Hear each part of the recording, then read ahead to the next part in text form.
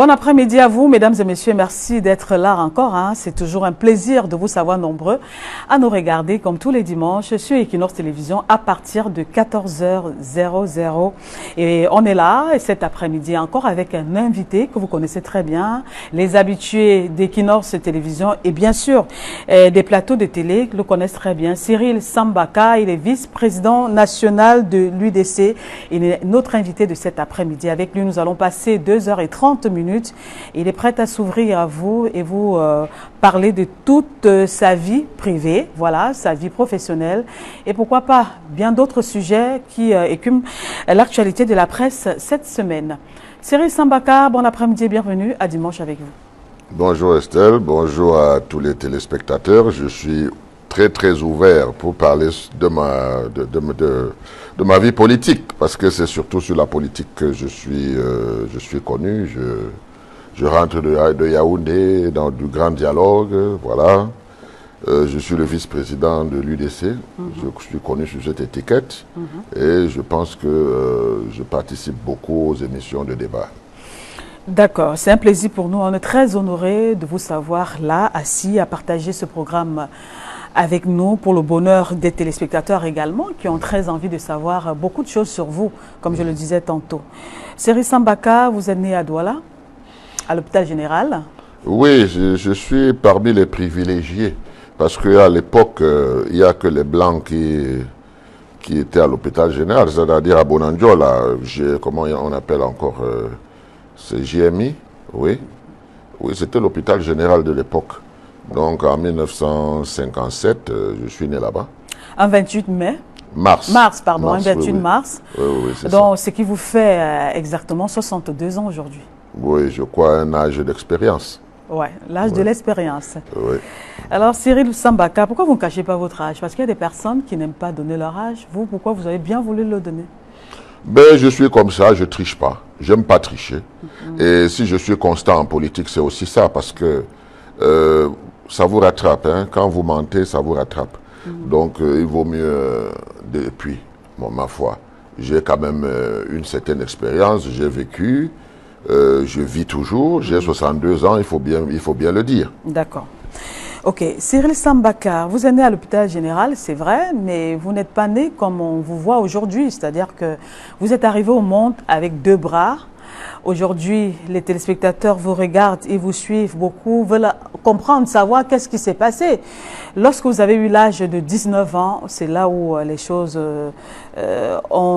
se sont passées. On est un 9 février 1976, on est du côté de Douala dans votre domicile. Qu'est-ce qui s'est passé? Bon, ce qui s'est passé, c'est que en fait, le 9 février, c'était presque la veille du 11 février, c'est-à-dire la fête de la jeunesse.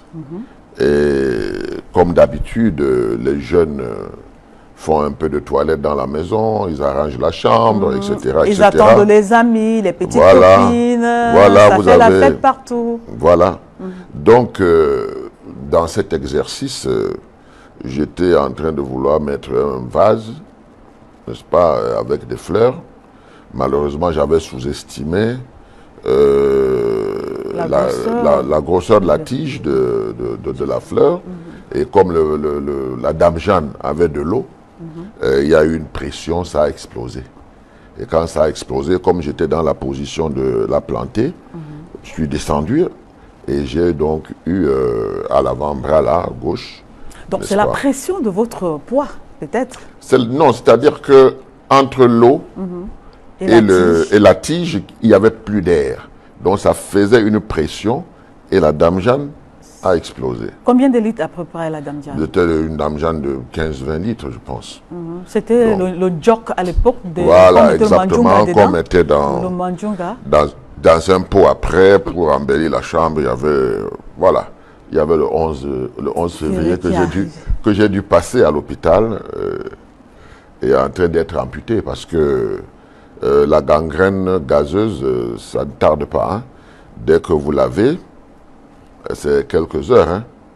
Il faut qu'on vous ampute très rapidement. Et je me rappelle qu'à cette époque, on m'avait fait un pansement compressif, alors qu'on devait me faire un pansement ouvert. La gangrène a prise, je n'avais pas eu de sérum anti-gangréneux. Et au moment où on m'a amputé, il était question d'attendre 24 heures pour voir si la gangrène n'a pas traversé. Et on cherchait un sérum anti-gangréneux qu'on ne trouvait nulle part.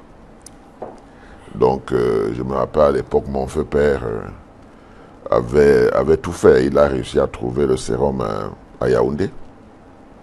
Mais l'amputation devait se faire. Il n'y avait plus de choix. D'accord. Disons que c'était une erreur médicale. Oui, c'était une erreur médicale. Et exactement. Ça s'est passé à Douala, du côté de l'hôpital général, l'hôpital La Quintini. Oui, oui. Même si vous ne voulez pas bien donner le nom du médecin qui lui est encore en exercice, il vit encore. Non, ce médecin est décédé. Il est décédé? Non, il voilà, vit plus. Ok, vous n'avez pas envie de donner son nom, c'est ça. Mais depuis ce temps-là, ça a été vraiment difficile pour vous, Cyril Sambaka? Pas difficile en tant que tel. Hein. Vous savez, comme je dis souvent en souriant, j'ai 5 garçons. Hein.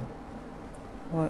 Donc, dire que c'était difficile, non. Vous savez, quand vous avez vos 2 bras, c'est plus simple. Mais quand vous en avez un, vous faites avec. Est-ce que ça, justement, la question pour quelqu'un qui est né comme ça, on peut comprendre. Encore que c'est difficile de naître comme ça.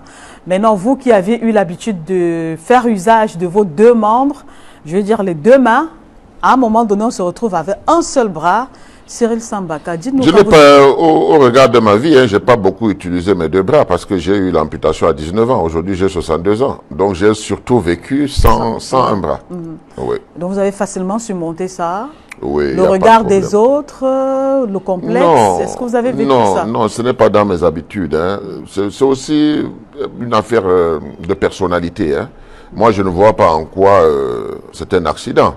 Tout le monde peut avoir un accident.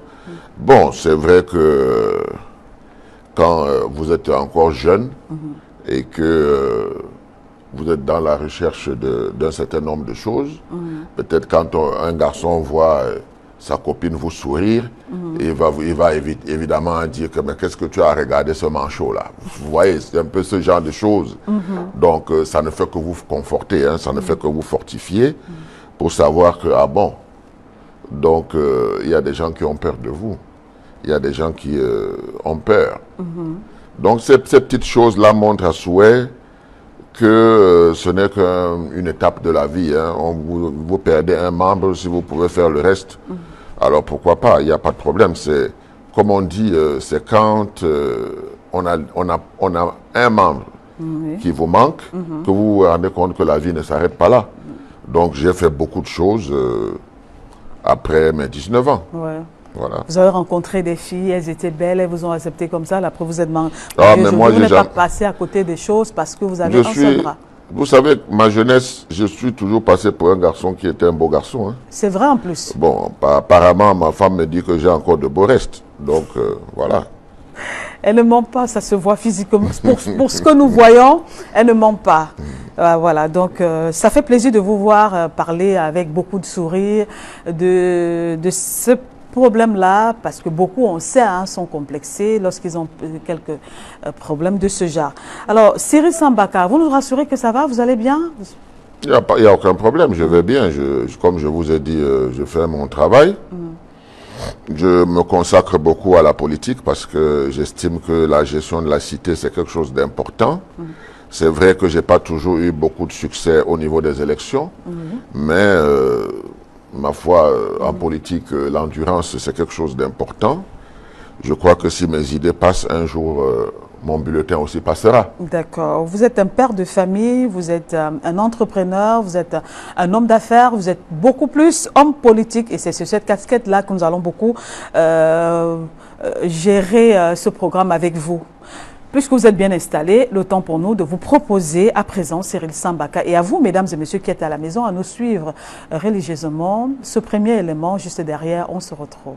Monsieur, en termes d'objectifs, le ministre des Sports et de l'Éducation physique ne demande pas directement au nouveau sélectionneur des Lions indomptables du Cameroun de remporter la CAN 2021, mais plutôt de se qualifier pour la finale avant de voir dans quelle mesure la remporter.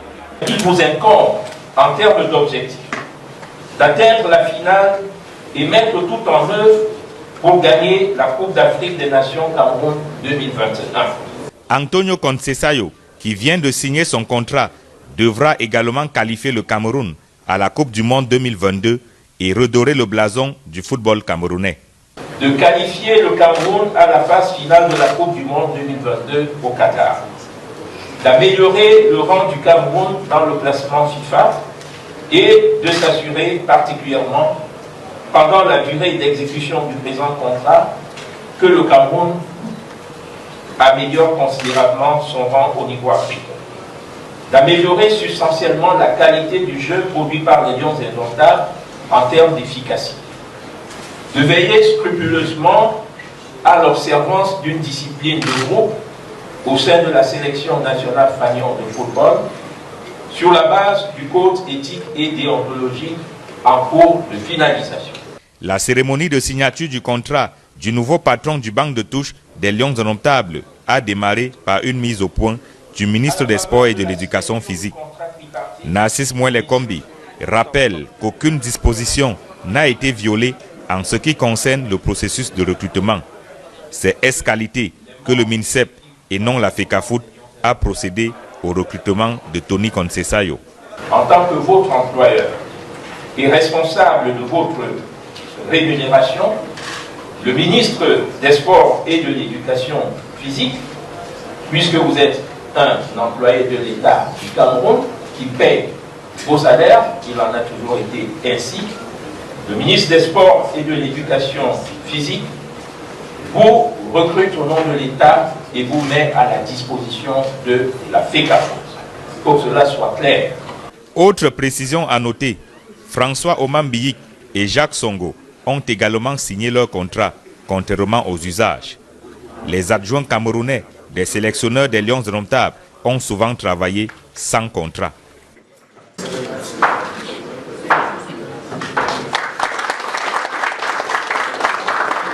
En plus de ces adjoints camerounais, Antonio Conceição vient avec d'autres techniciens qui seront à sa charge, notamment Alves Rolao Baltazar, préparateur physique, Anthony Da Silva, analyste vidéo, et Ferdinand Makota, agent de liaison. Le nouveau coach accepte de résider au Cameroun. Narcisse Mouele Kombi fait savoir que c'était d'ailleurs l'une des conditions de son recrutement. Vous avez pris l'engagement de résider principalement au Cameroun pendant la durée de votre mission, ce qui était un critère éliminatoire pour les candidats qui ne voulaient pas s'y soumettre et qui ont été auditionnés par le président du groupe de travail. Résidant désormais au Cameroun, Tony Conceição et son staff apporteront leur assistance à la formation et leur conseil à l'encadrement technique des sélections jeunes, notamment A', U23, U17 et autres, souligne le ministre des Sports et de l'Éducation physique. Voilà, beaucoup ne le savaient pas encore. Hein. Merci donc à Ike Cyril et Joël Essengue pour cet élément. Après donc l'ex-entraîneur, sélectionneur des Lions indomptables, Clarence Seedorf, voilà donc un nouveau sélectionneur qui est arrivé, Cyril Sambaka. Vous avez très bien suivi le reportage. On a parlé de la CAN, l'organisation de la CAN au Cameroun manquée. On est parti pour 2021. Voilà donc un nouvel entraîneur qui est arrivé. En tant qu'homme politique, en tant que Cyril Sambaka, quel commentaire? Bon, ben, je dois dire que c'est du sport, hein, c'est le football. Ça veut dire qu'ils ont des obligations de moyens et non pas des obligations de résultats. Moi, je pense que demander des obligations de résultats pour un sport, pour un match, pour des footballeurs ou des entraîneurs, c'est un peu trop demandé. Mais comment ça, Cyril Sambaka? Faites bien la... Il y a une nuance là-dedans. Quand on recrute un entraîneur, c'est pour qu'il donne des résultats. Oui, mais il n'est pas le bon Dieu. Vous allez dans des compétitions, n'est-ce pas, où les équipes s'affrontent. Ça veut dire que vous pouvez gagner comme vous pouvez perdre. Et moi, je me rappelle du président Aïdjo qui disait tout le temps, quand on a perdu, qu'on n'a pas démérité. Il disait tout le temps qu'on n'a pas démérité. Ça veut dire qu'on doit se donner tous les moyens pour atteindre un objectif. L'objectif, c'est de gagner la coupe. Bien sûr. Ce n'est pas d'aller en quart de finale ou au match, c'est de gagner la coupe. Maintenant, on se donne ses moyens. Alors, les moyens, ce n'est pas les résultats. C'est une obligation de moyens, ce n'est pas une obligation de résultat. Le résultat qu'on escompte, c'est de gagner la coupe. Mais on met les moyens pour qu'on puisse atteindre ces objectifs. Mais ces objectifs ne peuvent être atteints que si tout marche bien et qu'on rencontre des équipes qui n'ont pas les mêmes, qui visent aussi la coupe, mais qui sont moins fortes que nous.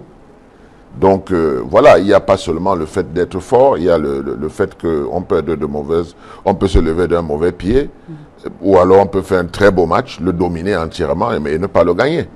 Donc voilà, moi je pense que c'est bien surtout parce que l'entraîneur aura sa principale résidence au Cameroun, ce qui est une bonne chose. Il pourra explorer tout le temps, trouver des jeunes qui pourront aussi être intéressants pour plus tard, si il a cette mission. Mais s'il n'a que la mission de jouer avec cette équipe nationale, bon, eux ils sont à l'étranger. Hein. On a deux noms de footballeurs camerounais qui accompagnent le nouveau sélectionneur. On a Jacques Songo et puis on a Oumam.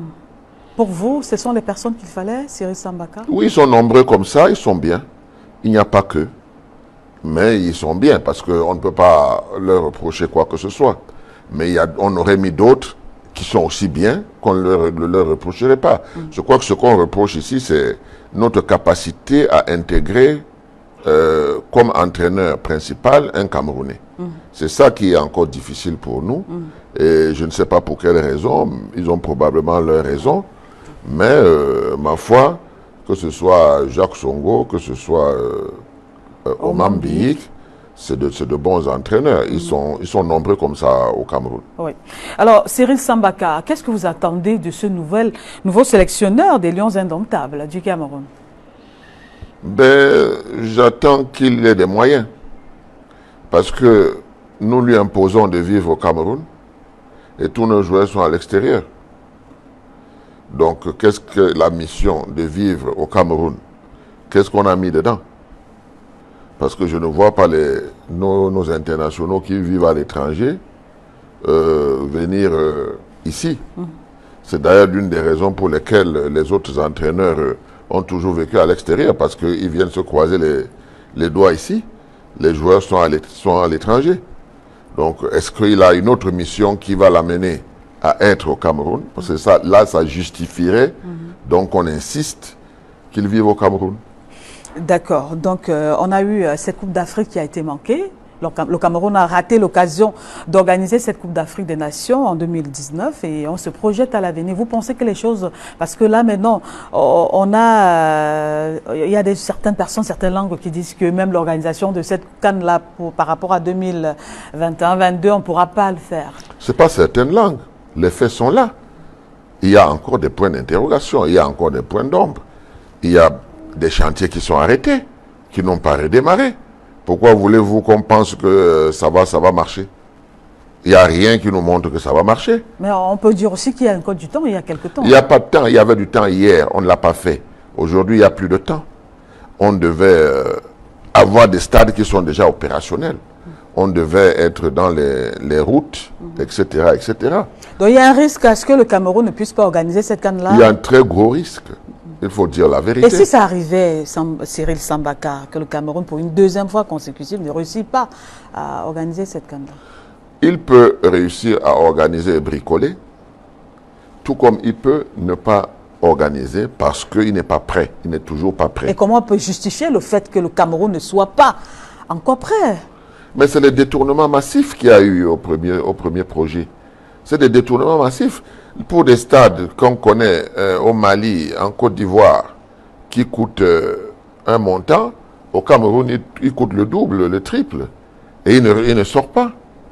Bon, regardez les estimations qu'on a faites. On a dit on va faire le stade rapidement, tout va venir par bateau, dont le sable du Cameroun n'est pas nécessaire, le ciment du Cameroun n'est pas nécessaire, le fer à béton. Tout a été importé pour ne plus avoir de canne. Comment on peut justifier cela? On ne peut pas justifier cela. Et l'homme politique que vous êtes face à cette situation-là? Mais je dis tout simplement que c'est la mauvaise gouvernance. Nous vivons une mauvaise gouvernance. Est-ce que vous savez que ce pays est fondamentalement riche et que c'est le refus de partager le fruit de la croissance qui nous crée tous ces problèmes? nous avons une administration de répression qui n'est pas une administration de développement, de facilitation. Parce que si on avait une administration de facilitation, les entrepreneurs camerounais seraient encadrés et on leur faciliterait un certain nombre de choses. Mais ce qu'on sait faire, c'est la répression. Donc, je ne pense pas que avec cette mauvaise gouvernance, on peut arriver à être catégorique que bon, ben, les stades seront là. C'est l'une des raisons pour lesquelles on réclame la décentralisation, le fédéralisme. Parce que, précisément, il faut partager le budget de l'État. Il y a des pays où les territoires décentralisés ont 30-40% qui fonctionnent bien. Il y a un pays comme la France où sa décentralisation, les territoires décentralisés sont déjà jusqu'à 70% du budget de l'État. S'ils fonctionnent bien, c'est pour ça que quand vous allez partout en France, vous voyez dans les arrondissements, il y a toujours des petits travaux de réfection, d'embellie, parce qu'il y a les moyens. Et ces moyens sont bien utilisés, dans votre sens. C'est bien utilisé. Pourquoi? Parce que le peuple est là, il doit être partie prenante. Il ne vote pas un maire qui ne travaille pas bien. D'accord. Si le maire ne travaille pas bien, on ne le vote pas. D'accord. Cyril Sambaka, on va sortir donc, de cette cérémonie de signature de contrat avec le nouvel entraîneur sélectionné camerounais après Clarence Seedorf. Voilà, donc voici donc venu ce nouvel entraîneur. Alors, vous pouvez dire, avant qu'on sorte de cet élément, un mot par rapport à Clarence Seedorf? Ben, moi, je ne l'ai pas vu travailler, il n'a pas eu le temps de travailler.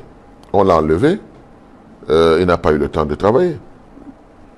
Moi, je pense que... Donc, pour vous, on devait le maintenir encore? Il devait mais rester, oui, il devait... mais bien sûr, si on a choisi un entraîneur, on doit lui laisser le temps de travailler. Parce que je suppose qu'avant de le prendre, on s'est rassuré que c'est un bon entraîneur.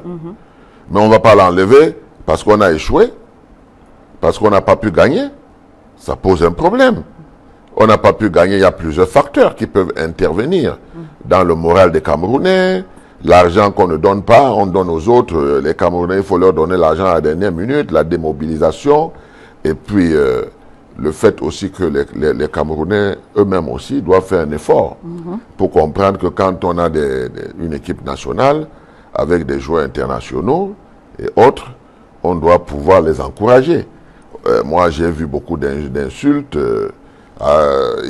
Pourquoi il demande de l'argent, il travaille pour la nation, etc. etc. Il a été l'entraîneur. Pendant ce temps, ceux qui gouvernent ne travaillent pas pour la nation et avec toutes les gabégies. On nous a dit qu'il a été l'entraîneur le mieux payé lors de la Coupe d'Afrique. S'il a été le mieux payé, ça veut dire qu'il a bien négocié son contrat. Si les Camerounais négocient mal leur contrat, c'est leur problème. D'accord. Merci Cyril Sambaka. Et c'est avec cette réponse-là que nous allons sortir donc, de ce premier élément. Cyril Sambaka, vous êtes né au Cameroun, à Douala, et vous avez grandi au Nord parce que fils de fonctionnaire. Oui, oui, oui. Ah, je me rappelle à cette époque-là, à Garoua, mon père était à la douane. Les coupeurs de route, les trafiquants et autres, ça existait déjà parce que c'est pas loin du Nigeria. Donc, ils allaient parfois en randonnée. Ils revenaient avec des oiseaux sauvages, des pintades, des choses comme ça. J'ai encore ce souvenir-là des butins, parce qu'ils en profitaient pour faire la chasse. Garoua, c'était une très belle ville où on a été très bien accueillis. Je me rappelle qu'à cette époque-là, j'ai quand même fait des choses qui peut-être n'étaient pas bien, parce que essentiellement musulmans. Nous, on était, quand on allait à l'école, on avait notre sandwich qui était parfois le saucisson, parfois le jambon. Et je me rappelle qu'en cachette, je troquais ça contre les beignets de mil. Les beignets de mil. Oui. Oui, parce que j'avais envie de découvrir ce que les enfants amenaient à l'école et autres. C'est un bon souvenir, on garde un bon souvenir. Quand je vais à Garoua, je ne reconnais plus grand-chose, mais je me rappelle qu'on habitait au au quartier Bibémiré. Ça veut dire que vous êtes ce type d'enfant qui a grandi sans que les parents n'aient à donner l'argent, ce qu'on appelle généralement l'argent de beignet. On ne vous a pas éduqué en vous donnant de l'argent le matin pour aller à l'école. Non. C'est pour ça que vous étiez obligé de troquer votre petit déjeuner avec... Oui, on ne recevait pas de l'argent. On avait une gourde, on avait un sandwich. Hein, et puis voilà. Qui était géré par maman tous les matins ou bien par la ménagère? Maman s'occupait de cela. Et quand moi j'arrivais à l'école, je me cachais quelque part pour troquer. Parce que j'avais mes frères qui étaient là. S'ils me surprenaient, c'était pas bien. Donc, et le troc, il était facile? Il était facile, le troc? Oui, il était facile. Il était facile parce que les enfants ont envie de découvrir. Ils n'avaient pas de saucisson, ils n'avaient pas de jambon. Moi, je n'avais pas de beignet de mil. Moi, ça me faisait plaisir de découvrir cela. Et eux aussi, je suppose. Alors, vous avez appris à manger du couscous avec du gombo là-bas, au nord, piler le mil. Qu'est-ce que vous avez appris à faire là-bas, Cyril? Non, disons que moi, depuis mon enfance, je mange... En termes de couscous, si ce n'est pas de maïs, je ne mange pas. Le couscous de manioc, je ne mange jamais. D'accord. Je ne mange pas. Bon, le gombo même, ça ne passait pas beaucoup, mais maintenant, je le mange sans problème. Donc, ça veut dire que vous avez quand même appris quelques mots en langue foufoulde là-bas? Oui. Vous pouvez dire Djamna? Djam Bandouna, Djam Sarena, Djam Digelna, bon, Usoko, bon, il y a pas, ça fait longtemps, hein? Ça fait longtemps. Moi, je me rappelle que mon père est revenu de Neuilly en France dans les années 62. Et il a eu un poste d'affectation à Garoua. Il est parti, il a fait 1 an, et puis nous a fait venir. Donc, ce sont les affaires de 1964, là. C'est les affaires de 1964. Oui, d'accord. OK. Alors, Cyril Sambakar, hier, c'était le 5 octobre et c'était la journée des enseignants. C'est vrai qu'il y a eu également un événement majeur, celui de la libération de Maurice Kamto et toutes et les autres personnes qui étaient autour de lui, Michel Ndoki, Célestin Diamène et bien d'autres. On va vous proposer maintenant cet élément sur la journée des enseignants. Juste derrière, on va continuer notre programme. Depuis un quart de siècle, les enseignants sont célébrés pour le choix professionnel et en qualité d'acteurs de l'éducation nationale, une journée à eux consacrée pour la reconnaissance. Et c'est par milliers qu'ils ont répondu présents à cette 25e édition, au cours de laquelle l'accent était mis sur la jeunesse. Les jeunes enseignants, l'avenir de la profession, un thème bien choisi pour rappeler à ceux qu'on pourrait qualifier de pépinières de l'importance et la crédibilité qu'on lui accorde.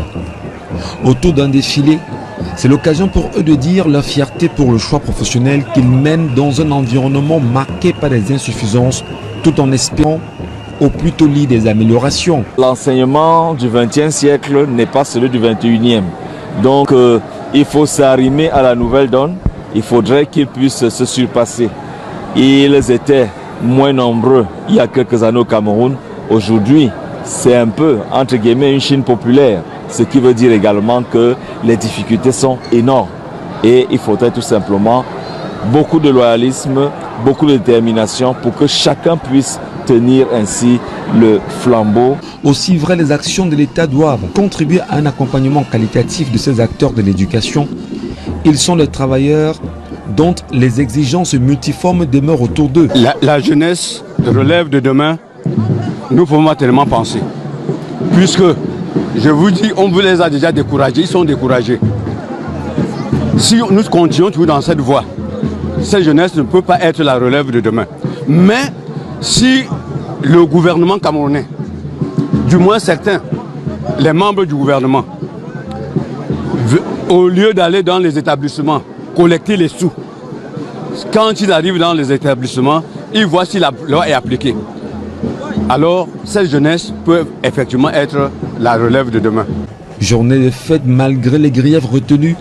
Couronnement pour les bâtisseurs restés passionnés et fidèles à leurs engagements. On ne peut dire que l'enseignant, dans ses sanctions positives, prouve qu'il y a récompense au bout de l'effort. Vraiment, je suis très ravi de cette distinction que le chef de l'État vraiment m'a décerné aujourd'hui. Après beaucoup de temps, n'est-ce pas, dans cette carrière et la carrière va toujours se poursuivre. En attendant de mettre aussi en place un cadre de sécurité des enseignants, on n'est pas loin de la violence subie par l'un des leurs dans la région de l'Ouest il y a quelques temps par un parent d'élève remonté pour une punition infligée à son fils. Une situation à laquelle justice n'a pas toujours été rendue. La jeunesse, cible pour la relève, doit-on dire que passer la main est un facteur et gage pour pérenniser la bonne éducation? En attendant, honneur à ceux qui font les hommes et les leaders, les sorties des risques auxquels ils sont exposés donnera plus de pouvoir à la craie. Voilà, merci à Michel Ngatiou pour cet élément sur la journée des enseignants qui s'est célébrée hier, comme tous les 5 octobre de chaque année. Alors, on va saluer donc tous les enseignants qui nous regardent en ce moment et on sait que la fête a été belle après. Cyril Sambaka, à la veille de cette célébration, on a eu cette vidéo qui a fait le tour d'un homme en tenue qui est entré dans un établissement parce que une enseignante aurait donné une punition à son enfant. Vous avez vu cette vidéo circuler? On m'a parlé de ça, moi-même je ne l'ai pas vu, mais on m'a parlé de ça. Et je trouve que, je ne sais pas comment on peut qualifier cela. Vous voyez, les passe-droits et tout ça là, les gens se mettent au-dessus de la loi, quelqu'un qui est supposé sécuriser les populations. Alors, ce monsieur qui pose un acte comme celui-là, vous voulez que son fils un avenir, on devrait interdire toutes les écoles à son fils et que lui, il lui apprenne, donc qu'il lui donne des cours à la maison. Est-ce que ce n'est pas de l'ignorance pour ce parent? Non, ce n'est pas de l'ignorance, ce sont des gens qui abusent de leur autorité. Il a porté une tenue, il doit servir la nation, il ne doit pas se servir de la nation. Il doit servir la nation. Alors quand vous posez un acte comme ça, qui plus est sur une dame, vous voyez, ça manque de... Non, je pense que l'enfant doit tout simplement être interdit d'école au Cameroun.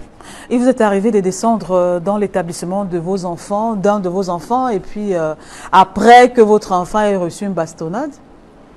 Ça vous arrive souvent dans l'école? C'est un peu différent chez moi parce que mes enfants, presque tous, ont grandi en dehors d'ici. Quand ils étaient ici, ils étaient dans des écoles où on ne frappe pas sur les enfants. On n'a pas besoin de frapper sur les enfants, il y a des punitions. Est-ce qu'il y a des établissements où on dit, bon, ici on frappe sur les enfants, et des établissements où on dit, là on ne frappe pas sur les enfants? Est-ce que ça ne dépend pas de l'éducation des enseignants et de la mentalité de l'éducation qu'on donne dans ce établissement? C'est pour ça que moi j'aime toujours revenir en arrière. On me dit toujours, je suis nostalgique du passé. Non, c'est qu'à l'époque, il y avait des enseignants éducateurs. Il y avait des enseignants éducateurs, et c'est même à l'époque où il y avait beaucoup de ménagères, c'est-à-dire que les mamans étaient à la maison. Aujourd'hui, le père comme la mère se débrouillent pour essayer de faire vivre la famille. Il y a moins de temps pour les enfants, pour s'occuper des enfants. C'est pour cette raison qu'on devait mettre beaucoup d'accent sur les enseignants. On devait leur faire beaucoup de facilitation, parce que en réalité, tout ce que nous vivons là aujourd'hui, on n'est plus certain de quoi que ce soit, c'est parce que l'enseignement n'est pas bien encadré. Et que les enseignants, on n'a pas tenu compte que c'est le vecteur essentiel pour qu'on ait des lendemains meilleurs pour notre pays. C'est-à-dire des enfants bien formés, des enfants bien éduqués. C'est la raison pour laquelle je disais tout à l'heure qu'il faut mettre l'accent sur l'enseignant éducateur. Parce que de plus en plus, les parents manquent de temps. Il n'y a plus la mère qui est permanemment à la maison, qui va s'occuper des enfants pendant que le père va au travail et tout. C'est les deux maintenant qui doivent aller au travail tout le temps. Donc les enfants vont manquer un tout petit peu d'encadrement. Il faudrait donc qu'il y ait cette sorte de compensation au niveau de l'école. D'où les enseignants éducateurs. Maintenant, il ne faut pas que ce soit un slogan, parce que ça a existé au Cameroun. Il ne faut pas que ce soit un slogan. Et je pense que ça nécessite donc un réarmement moral dans le système éducatif. Cela nécessite qu'il y ait des vrais états généraux qui puissent permettre qu'on parte sur de nouvelles bases. Parce que l'inadéquation déjà entre la formation et les opportunités. Opportunités d'emploi c'est important de savoir qu'on ne doit pas aller à l'école pour rien. Il y a un besoin. Donc, opportunité de besoin. Il faut que cette école, aujourd'hui, forme des gens qui vont servir. Nous, on sait qu'on a un pays en construction. Il faut tout construire, il faut tout reconstruire. Ça veut dire qu'on a besoin de techniciens. Vous avez vu, le ministre est venu au lycée technique. Ben, un professeur a réussi à faire démarrer une vieille machine, mais il n'arrivait plus à la faire arrêter. Bon, c'est quelqu'un d'autre qui est venu, peut-être qui avait utilisé cette machine à l'époque. Donc, vous voyez, quand on a vu le lycée technique, quand nous on était jeunes, quand on a vu certains même de nos parents qui sont passés par là, qui sont devenus des cadres partout en Afrique et même en Europe, et qu'on revoit ce lycée technique aujourd'hui, qui est parti avec 8 ateliers. Aujourd'hui, il reste un atelier et demi. Il avait du terrain pour l'agrandir. Mais on a pris des bâtiments, on a mis dedans pour des bureaux. Donc, on se dit, mais où est-ce que nous allons? Parce que c'est un lycée de référence. Ce lycée-là, si on dit à quelqu'un qui vient là maintenant avec 60, 70 ans, 80 ans, que le voisin du lycée technique, il va tomber en syncope. D'accord. Donc, il y a des parents qui, malheureusement, descendent. Bon, est-ce qu'on peut dire, parce que quand c'est les femmes, on dit qu'elles ont la fibre maternelle, et quand il s'agit d'un homme qui descend dans un établissement et frappe sur l'enseignante, qu'est-ce qu'on va dire à ce moment? C'est par amour pour son fils. Vous, en tant que parent, lorsque vous essayez de décortiquer ça un peu, vous pensez que c'est parce que ces parents-là aiment énormément ses enfants? C'est une façon, c'est sa façon à lui de témoigner de l'affection pour ses enfants? Non, je pense que c'est un monsieur qui a un problème mental. Il faut pas voir des gens et puis se dire que il y a des gens qui portent l'uniforme et ils ne tiennent pas mentalement.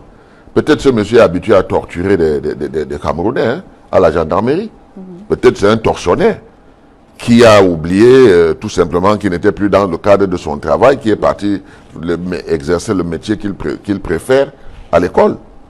Et ça devrait lui coûter. Ça devait lui coûter, puisque vous parlez de coûter. Qu'est-ce que ça peut lui coûter, en principe? Mais ça doit coûter que cet enfant, son enfant ne peut plus faire l'école au Cameroun. Et à lui-même, en tant qu'homme en tenue. Mais on doit le traduire en justice. Il a agressé quelqu'un. Il a agressé une dame. On doit le traduire devant les tribunaux. S'ils ne peuvent pas faire un arrangement à l'amiable. Mais on doit le traduire dans les tribunaux. D'accord. Puisqu'on parle de la journée de l'enseignant qui s'est célébrée hier au Cameroun, on a vu également certaines personnes qui nous gouvernent, qui nous dirigent, qui ont été informées simplement à travers Equinox Télévision qu'il y a des établissements vraiment qui ne respectent pas les normes, des établissements qui sont vraiment, où on s'assoit même le sol avant de recevoir des cours, des établissements perdus, et qui sur le papier ont été déjà construits 1 ou 2 ou 3 fois. Alors, quand on est dans un pays où il y a ce genre de choses, vous, le politique, Sambaka? Mais je dis tout simplement que en 1991, quand le Cameroun se portait mal, il y a eu une réunion tripartite. Et dans cette réunion tripartite, on a consacré la décentralisation. Cette décentralisation qui vise à transférer les pouvoirs et les ressources aux collectivités territoriales n'a pas été faite jusqu'à aujourd'hui. Les établissements primaires et les établissements secondaires ne devraient plus dépendre de Yaoundé. Ça devrait dépendre de la région. Mais il faut transférer l'argent. Il faut transférer les pouvoirs. Ce que le gouvernement central ne fait pas. C'est la raison pour laquelle, vous voyez, les gens sont obligés de tirer la corde avec les APE et autres pour essayer de faire vivre des établissements. L'argent est centralisé à Yaoundé. On met des délégations ici, c'est de pouvoir déconcentrer de l'État. Mais s'il y avait des élus dans les régions, on ne vivrait pas tout cela. S'il y avait le budget, on contrôlerait l'enseignement. On spécialiserait même l'enseignement. Parce que les gens parlent de décentralisation aujourd'hui, ils ne savent même pas très bien ce que c'est. Quand on a cette décentralisation, une région comme le littoral doit spécialiser son éducation en fonction de sa géographie, de son environnement. Les produits, par exemple, halieutiques, la pêche et tout ça là, doivent être plus développés. Si vous êtes à l'Est, on doit développer les métiers du bois, par exemple. Vous voyez, c'est à ça que sert la décentralisation. Avec ça, on est sûr que les enfants qui sortent de l'école ont un métier. Et ils ont la possibilité de développer cela. Mais quand on va continuer, comme on fait, à tout centraliser sur Yaoundé, il sera très difficile qu'on se développe parce qu'on va faire la même école partout, alors que le besoin qu'on a à l'Est, ce n'est pas celui qu'on a dans le littoral. Donc il faut arriver à décentraliser. Mais les fonctionnaires ne veulent pas lâcher du lest. Ils ne veulent pas lever le pied sur la pédale. Et on en parlait encore à Yaoundé il y a quelques jours. C'est-à-dire que la tutelle pèse tellement et l'argent est tellement bloqué à Yaoundé que même le budget qu'on donne aux communes, c'est difficile qu'un maire vous dise que le 2 janvier, j'ai reçu mon budget. Il faut attendre 3 mois, 4 mois, et puis vous allez implémenter ça quand? Vous allez commencer à passer les marchés quand? Etc., etc. Et votre coup de gueule par rapport à tout ça, ce sera quoi? Mais le coup de gueule, c'est tout simplement que le moment est arrivé où on a montré nos limites. Nous avons montré nos limites. Qu'est-ce que vous mettez dans « on » quand vous dites qu'on a... Le gouvernement camerounais a montré ses limites. C'est-à-dire que quand je veux parler du Cameroun, et c'est le gouvernement qui le représente, la gouvernance est mauvaise. D'accord. Il n'y a que des problèmes. Mais il y a des solutions pour ces problèmes. Mais il y a encore que le gouvernement ne veut rien faciliter. Il veut tout garder à Yaoundé. Et voilà, les gens souffrent dans les régions, les gens souffrent dans les communes, alors que la loi fondamentale du Cameroun donne la décentralisation. Il y a eu des problèmes aujourd'hui dans le sud-ouest, dans le nord-ouest, qui n'auraient jamais existé si la décentralisation avait été appliquée, comme dit en 91 à la réunion tripartite. Et pas pourquoi il n'y aurait pas de problème. Il faut qu'on explique bien aux gens. Parce que dans la décentralisation, c'est la gestion locale. C'est-à-dire les citoyens sont partie prenante dans cette gestion. Ils sont des partenaires partie prenante. Ça veut dire que c'est eux qui votent les élus, c'est eux qui les contrôlent et c'est eux qui les sanctionnent. Donc l'échec ne peut être que collectif. Si vous échouez, vous échouez ensemble. Si vous réussissez ensemble. Ce n'est pas un dictat qui vient de Yaoundé qui vient vous mettre en situation difficile. C'est vous-même, les populations de cette terre, de cette commune, qui vous mettez en difficulté si vous n'arrivez pas à bien contrôler votre maire, à gérer avec lui et que lui ne vous donne pas des explications. D'accord. Alors, Cyril Sambaka, on va vous proposer autre chose, mais pour l'instant, on voudrait savoir, on reste avec vous, Cyril Sambaka, oui, pour savoir quel aura été votre premier salaire dans la vie, parce que après vos études qui ont débuté dans le Grand Nord pour venir s'achever ici du côté de Douala, c'était quoi votre premier emploi, Cyril Sambaka? Alors, je dois vous dire que je n'ai jamais travaillé pour une entreprise. Quand j'ai terminé mes études ici, je suis allé en France, j'ai fait que des formations. Vous comprenez? Pour être propriétaire de ma propre entreprise, pour être manager. Donc c'est ce que j'ai appris. Et je n'ai jamais travaillé pour quelqu'un. Et c'est ça qu'on veut savoir. C'était quoi votre activité, votre premier emploi qui a généré de l'argent? J'ai commencé avec les périphériques informatiques. À l'époque. Les périphériques informatiques, les armoires ignifuges, parce qu'à l'époque, on gardait des disquettes, des choses comme ça. Je représentais certaines marques ici. Je faisais, j'ai fait pas mal avec les banques, l'administration.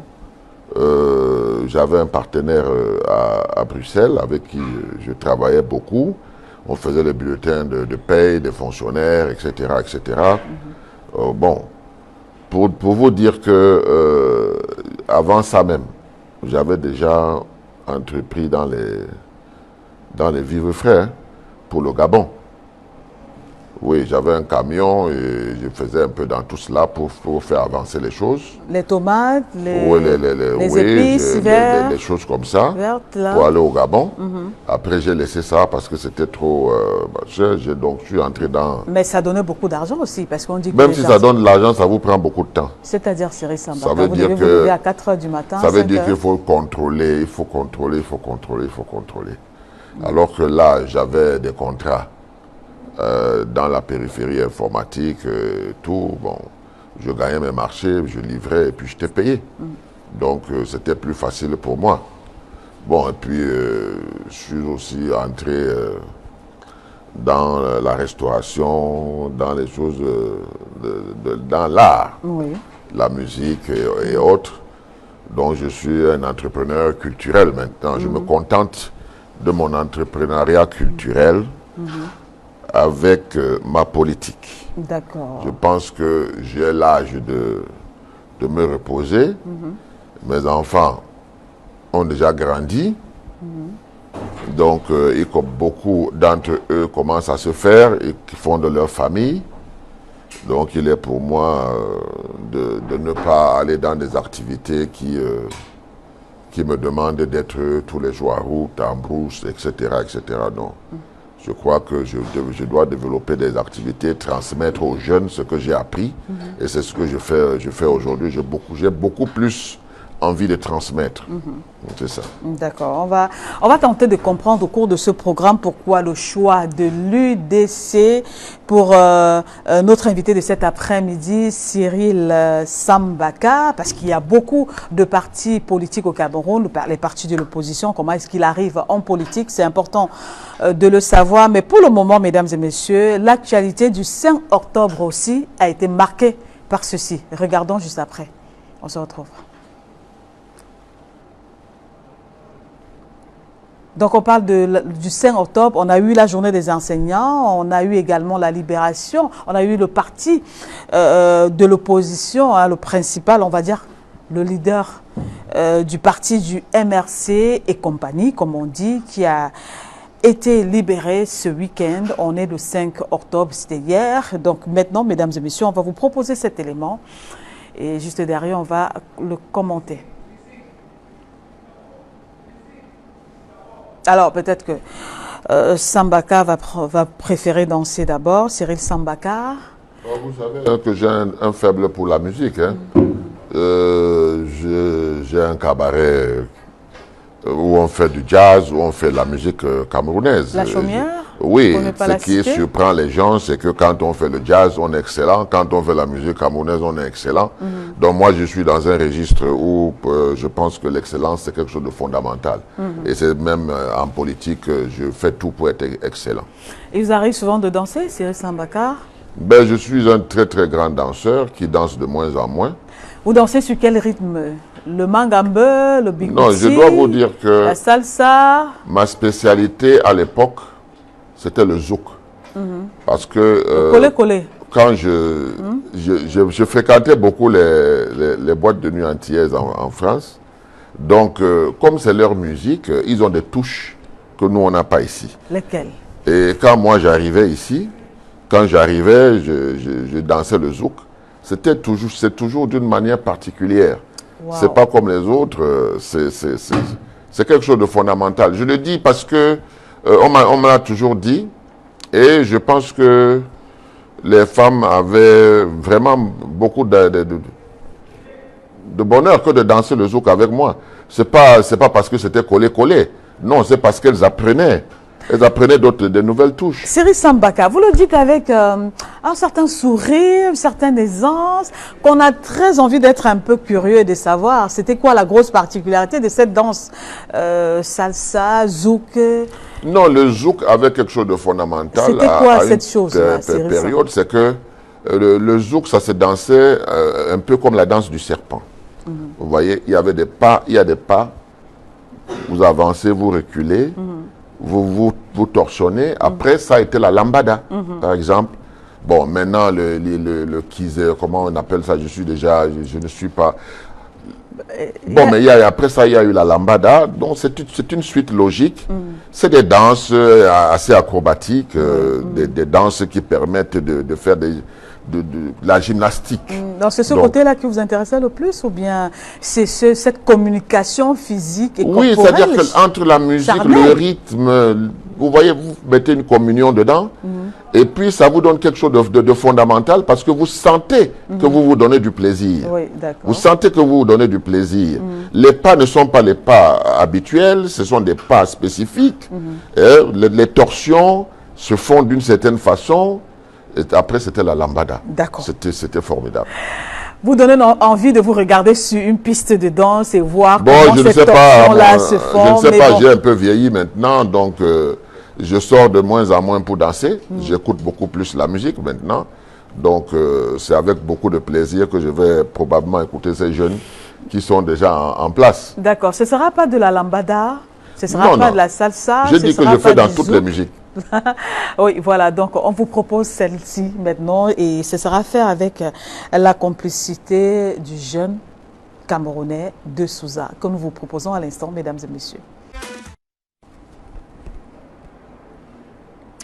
Bien voilà, on reçoit cet après-midi Cyril Sambaka. Pour ceux qui ne savent pas, il est le vice-président national de l'UDC. Il est avec nous ce dimanche. Cyril Sambaka, les Camerounais, les téléspectateurs qui vous regardent en ce moment ont très envie de savoir et de comprendre comment est-ce que vous êtes arrivé à la politique et la rencontre avec bien sûr le président national de l'UDC, Adamou Ndamdioya. Ben, disons que, oui, ça c'est une très très bonne question parce que j'avais jamais fait de politique avant le multipartisme. Pourquoi? Parce qu'on était dans un parti unique. Et tel que moi je concevais les choses, je me disais que les partis politiques doivent concourir au suffrage. Donc il faut plusieurs partis politiques pour que les gens puissent choisir des programmes. C'est ainsi que quand est venu le multipartisme, c'est là où j'ai pris mon engagement politique. Mais avant ça, j'étais presque un activiste. C'est-à-dire que dès que les années 90 sont arrivées, on était tout le temps dans les regroupements, en train de faire des meetings et tout ça là. Et le commandement opérationnel étant là, j'ai subi une nuit une attaque. Et c'était par dénonciation, alors que j'étais même pas encore dans un parti politique. C'était encore quand il y avait les mouvements là en 90, début 91. Et j'ai dû quitter le Cameroun. Qu'est-ce qu'on vous reprochait? Ben, on disait que j'avais les films des taximens qu'on avait cassés parce qu'ils faisaient la grève. Et c'était vrai ou pas? Ce n'était pas vrai. C'était pas vrai. Et on m'a arrêté à Bonanjo, disant que le matin là même, j'étais en train de distribuer des tracts au rond-point d'Edo. Et c'était difficile à croire quand même. Parce que c'est vrai, je conduisais ma voiture, mais je ne suis malheureusement pas allé de ce côté-là. Et malheureusement, 2 amis de l'armée étaient venus me prendre chez moi le matin. On est allé dans un restaurant ici à Akwa, chez une femme qui était réputée faire du bon bouillon. Et je partais déposer un à Bonanjo. Quand on a encerclé ma voiture, pour dire que je suis attendu au C1000. Au C1000, je crois que comme les officiers avec qui j'étais ce matin-là et qui m'ont réveillé chez moi pouvaient témoigner que j'ai jamais mis mes pieds de ce côté-là, que c'était une fausse information.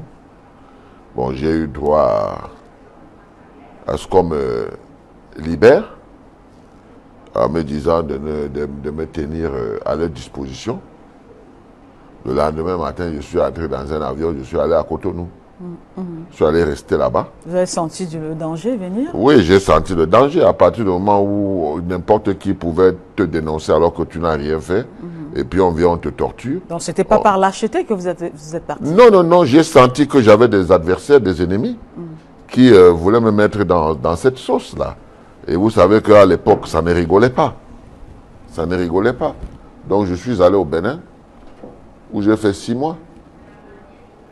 Mais c'est au Bénin que je me suis aperçu que vraiment la démocratie était une très bonne chose.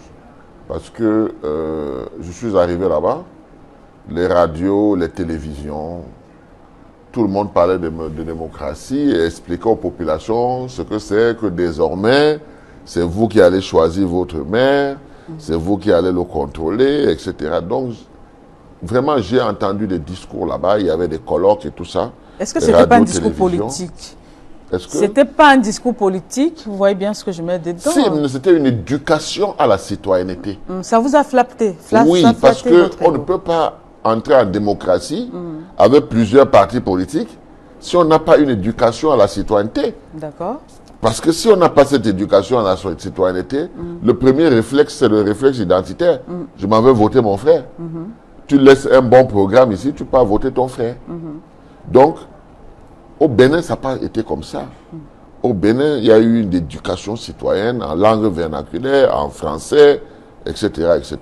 Et moi, j'étais là, un exilé volontaire. Bon, j'ai écouté tout ça. J'ai eu une première formation, donc, à l'éducation citoyenne. C'est au Bénin.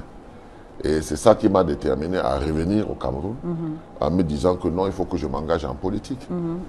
Et je suis arrivé, donc, et je dois vous dire la vérité, c'est que tout ce que j'ai appris là-bas, je me suis dit, mais, donc il y a ça aussi ici. Et c'était l'UDC, qui avait un programme béton, qui avait connaître l'UDC, qui avait un programme de formation. Donc, toute chose qui correspondait avec ce que moi j'avais appris de la citoyenneté. Donc je n'ai pas hésité, je ne connaissais pas Adamou Damjoya. Je ne le connaissais pas. Donc j'ai commencé dans un comité de quartier à Bonapriso, que j'ai créé.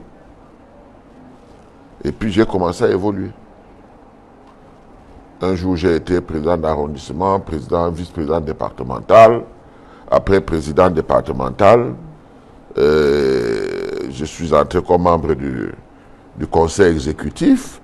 J'ai eu une charge d'abord à l'implantation, comme secrétaire national adjoint à l'implantation. Après la communication, j'étais l'adjoint de Yimge Moyo à l'époque. Il m'a tenu la main en communication. D'ailleurs, c'est lui qui m'a amené dans les médias pour que je commence à intervenir parce qu'il était souvent obligé de partir de Yaoundé pour venir à Douala. Et c'est lui qu'on connaissait en tant que secrétaire national. Donc c'est comme ça que je suis entré en politique. Après ça, je suis devenu membre du bureau exécutif, membre du bureau politique. Et ensuite, 3e vice-président, 2e vice-président, 1er vice-président. Et jusqu'aujourd'hui? Oui, oui. Donc je pense avoir fait tout mon parcours politique. Je découvre donc Damjoya à l'UDC, mais ce n'est pas que je le connaissais avant. Non, d'accord. Vous êtes entré normalement. Oui, normalement par la plus petite des portes. Voilà, jusqu'au jour d'aujourd'hui. Et vous restez par conviction? Vous oui, plaisez là-bas? Il y a d'autres partis politiques qui nous ont jamais tendu la main? Systématiquement, tous les partis m'ont tendu la main. Tous les partis. Et vous avez toujours décliné? Non, moi je pense que c'est une conjugaison de travail entre partis politiques qui peut faire avancer les choses. Le Cameroun ne gagnerait jamais en ayant un parti unique de l'opposition. C'est une erreur politique très grave qu'on regrette après des années. La preuve, vous voyez le SDF, dans ses beaux jours, n'a jamais voulu parler de coalition. de coalition, jamais. Et c'était une erreur politique. Parce que si on avait 2, 3, 4, 5 partis d'opposition forts, nos revendications seraient entendues, arriveraient là où il y aurait déjà eu alternance. D'accord. Alors, Cyril Sambaka, puisque vous avez dit vous-même politique, nous allons parler de politique maintenant. On va vous proposer cet élément, un élément fort, majeur, qui a marqué l'histoire du Cameroun. Hier, on était le 5 octobre. On revient là-dessus avec cet élément. Fort déploiement des forces de l'ordre à la prison principale de Yaoundé, où le public venu nombreux veut voir sortir Maurice Kamto.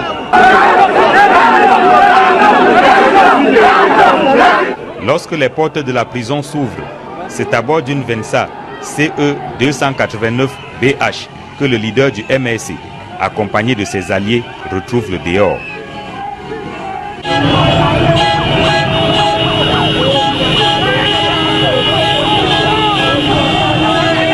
La mobilisation populaire à la prison principale de Yaoundé est aussi observée au domicile de Maurice Kamto, au quartier Santa Barbara.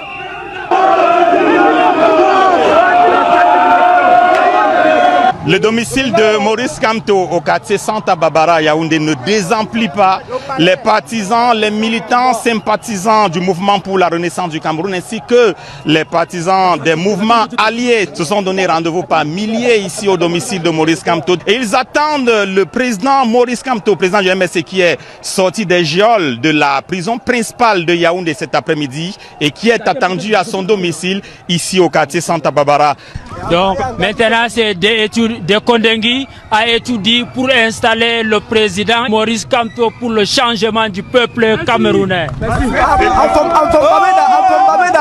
I thank God for our president. Maurice Kamto that have been liberated today at 12 o'clock in Yaoundé. I'm from Bamenda, North region. Nous pensons qu'il va apporter le changement. Grâce à lui, franchement, nous savons que tout est possible. Le vrai dialogue va maintenant commencer. Nous attendons le Maurice Kamto, étant fier avec toute la grâce, toute la fierté que Dieu nous a donnée. Merci, vous avez donc suivi ces militants du mouvement pour la renaissance du Cameroun qui attendent donc le président du MSC Maurice Kamto, libéré depuis cet après-midi et qui devrait arriver à son domicile dans quelques instants seulement au quartier Santa Barbara à Yaoundé.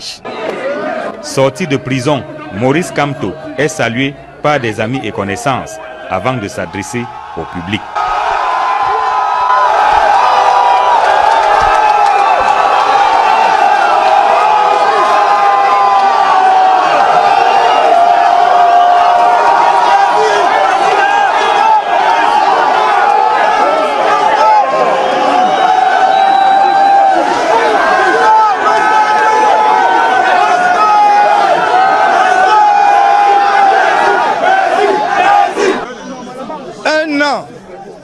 Un an après notre rendez-vous historique, vous continuez à me témoigner votre affection, votre soutien et votre amour. J'en suis sincèrement et profondément touché.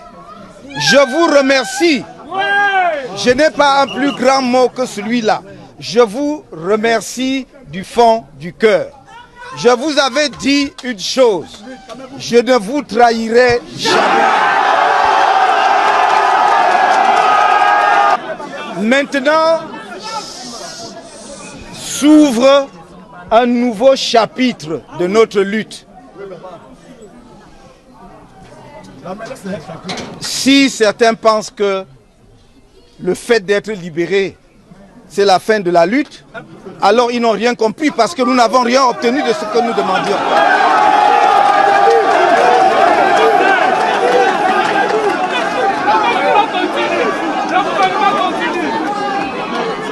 Donc,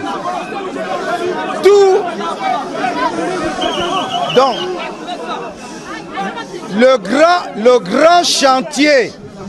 grand chantier de la lutte politique pour le respect des droits humains fondamentaux, des libertés des citoyens camerounais, pour un système électoral fiable qui vous permet de choisir les dirigeants que vous voulez pour notre pays, ce chantier-là est devant nous. Et je compte sur vous pour que nous menions jusqu'au bout ce chantier, de manière pacifique.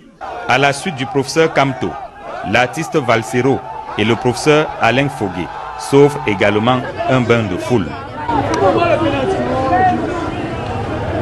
Célestin Djamen et Paul-Éric Kingé, qui respirent eux aussi l'air de la liberté, annoncent que malgré plusieurs mois d'incarcération, ils n'abandonnent pas. J'ai la réaction d'un homme qui redécouvre la liberté, qu'il n'aurait jamais dû perdre. Mais néanmoins, ça c'est les vicissitudes de la vie. Nous sommes dans le combat. Je suis rentré en prison pour mes idées. Et si je suis brimé pour mes idées, je suis prêt à y repartir. Le combat continue. Le combat ne fait que commencer. Et le combat sera relancé de plus belle parce que nous avons été jetés en prison sans motif et on nous a sortis sans motif. Nous sommes véritablement satisfaits et surtout touchés par la marque, n'est-ce pas, d'estime des populations du Cameroun, de Yaoundé. Le peuple camerounais, cette libération, nous la lui dédions. Parce que c'est ce peuple qui s'est fermement montré comme défenseur de notre cause. Je voudrais dire que c'est à partir d'aujourd'hui que la bataille commence. C'est à partir d'aujourd'hui que la bataille de libération du peuple camerounais commence.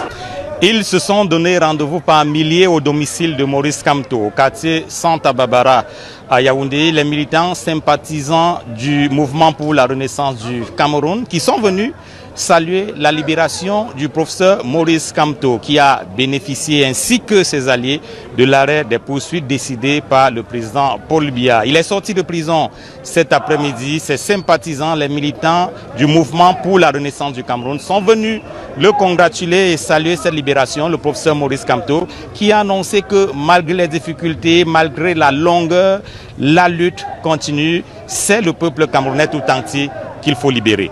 Depuis le domicile de Maurice Kamto, au quartier Santa Barbara à Yaoundé, Élisée Boba, Aïk Cyril, Equinox Télévision.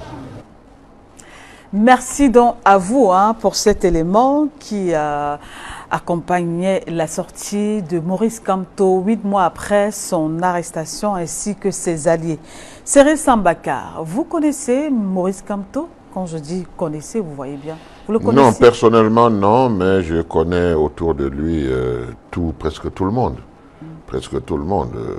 Surtout ceux qui vont dans les plateaux de télévision, on se rencontre et tout. Donc que ce soit Maître Sim, que ce soit Fogué, Djamen, tout ça sont mes amis. Je n'ai pas encore rencontré le professeur Maurice Kamto et discuté avec lui, non. Avant son arrestation, non? Non. Peut-être après? Probablement après, parce que de toutes les façons, on a les mêmes combats, on a les mêmes luttes, n'est-ce pas, pour le processus électoral. Je crois que c'est ça qui divise un peu la classe politique. Je pense que c'est un objectif qui doit être consensuel. Déjà, on a beaucoup travaillé sur le processus électoral. Il faut seulement le mettre en application maintenant. D'accord. Voilà. Ok.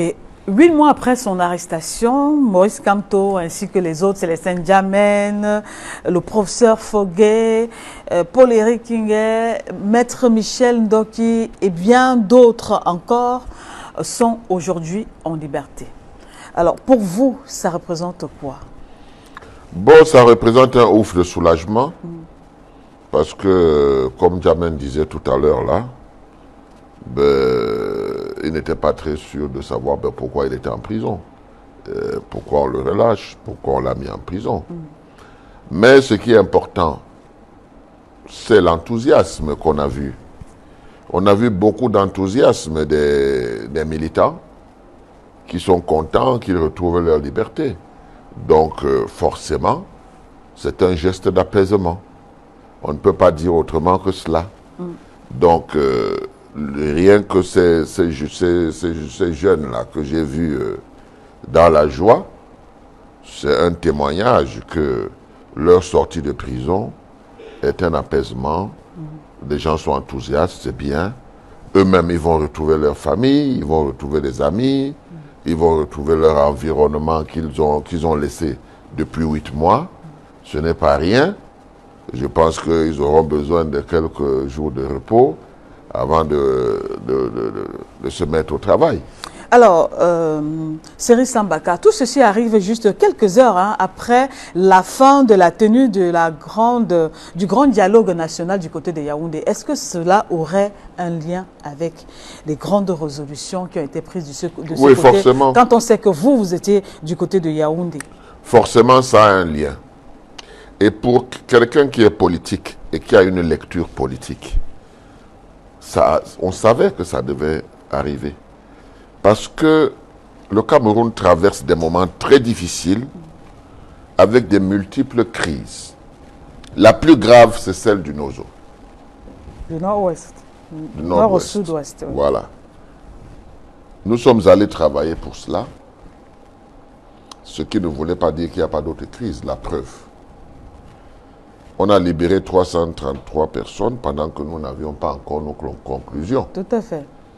Mais ça, pour quelqu'un qui a une lecture politique, il doit comprendre que c'est comme ça que la politique fonctionne. Quand on a un objectif, c'est-à-dire la pacification, et qu'il y a eu des abus, parce que cette crise-là, tout le monde sait que c'est la mauvaise malgouvernance qui a accentué la situation, la mauvaise situation. Et c'est à elle de réparer.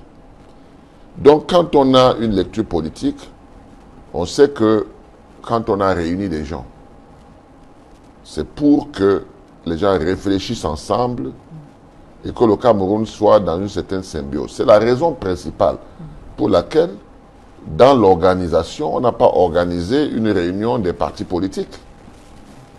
On a organisé une réunion des régions.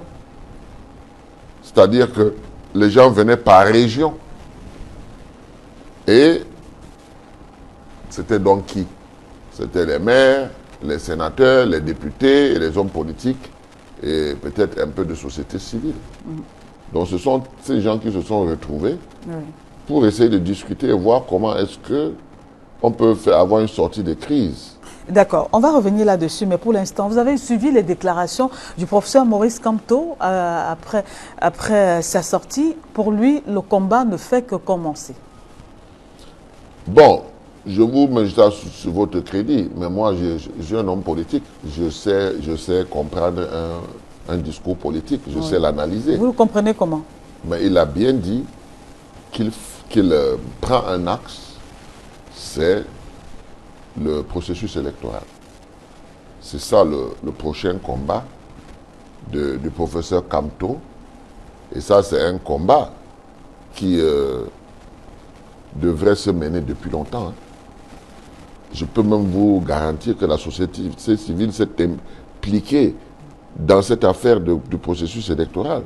Parce que moi, je me rappelle, on a fait des réunions avec la société civile. Chacun apportait son code électoral de son parti. Ils ont essayé de mettre ça en symbiose et voir quels sont les points de convergence. Et ils nous ont fait le rendu. Et ils nous ont dit, ben voilà, au niveau de l'opposition, il y a déjà un code électoral consensuel. Parce que nous connaissons les mêmes tracasseries, nous connaissons les mêmes problèmes. C'est les mêmes problèmes que nous connaissons. Donc, on connaît la solution. Le problème, c'est que autour d'un objectif commun comme celui-là, l'opposition peut être plus forte. L'opposition peut s'entendre. Et il y aura toujours l'appui de la société civile pour qu'on ait un code électoral correct. C'est-à-dire qui ne suscite pas les crises post-électorales qu'on a vues, par exemple. D'accord. Politiquement parlant maintenant, qu'est-ce qui va se passer? Qu'est-ce qui va se passer après la libération du professeur Maurice Kamto? Tout rentre dans l'ordre, puisqu'on dit arrêt de poursuite judiciaire, il redevient un citoyen normal, il va faire tout. Oui, arrêt de poursuite et même abandon, parce que j'ai cru en comprendre qu'il y avait même abandon. Abandon, oui. Ça veut dire que quand on fait l'arrêt de poursuite simple, vous ne devez pas récidiver.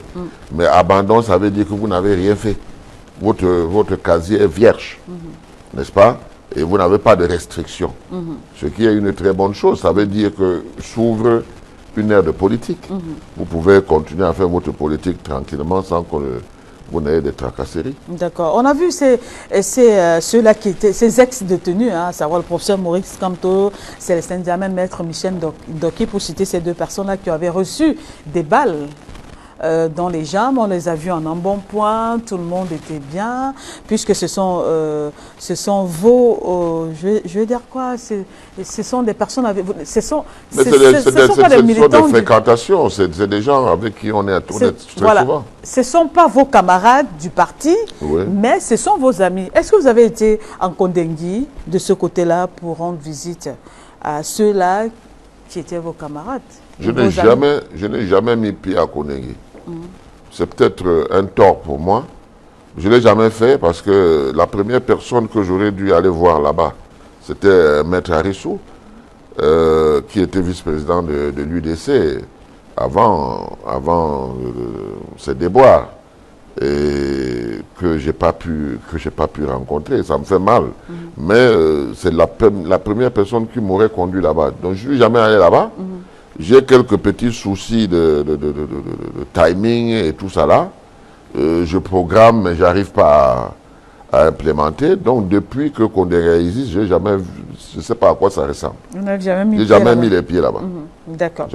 Alors, on va revenir sur ce grand dialogue national qui a été organisé du côté de Yaoundé. Comment est-ce que vous, les invitations se passaient? Comment est-ce qu'on se retrouvait là-bas à Siri Sambaka?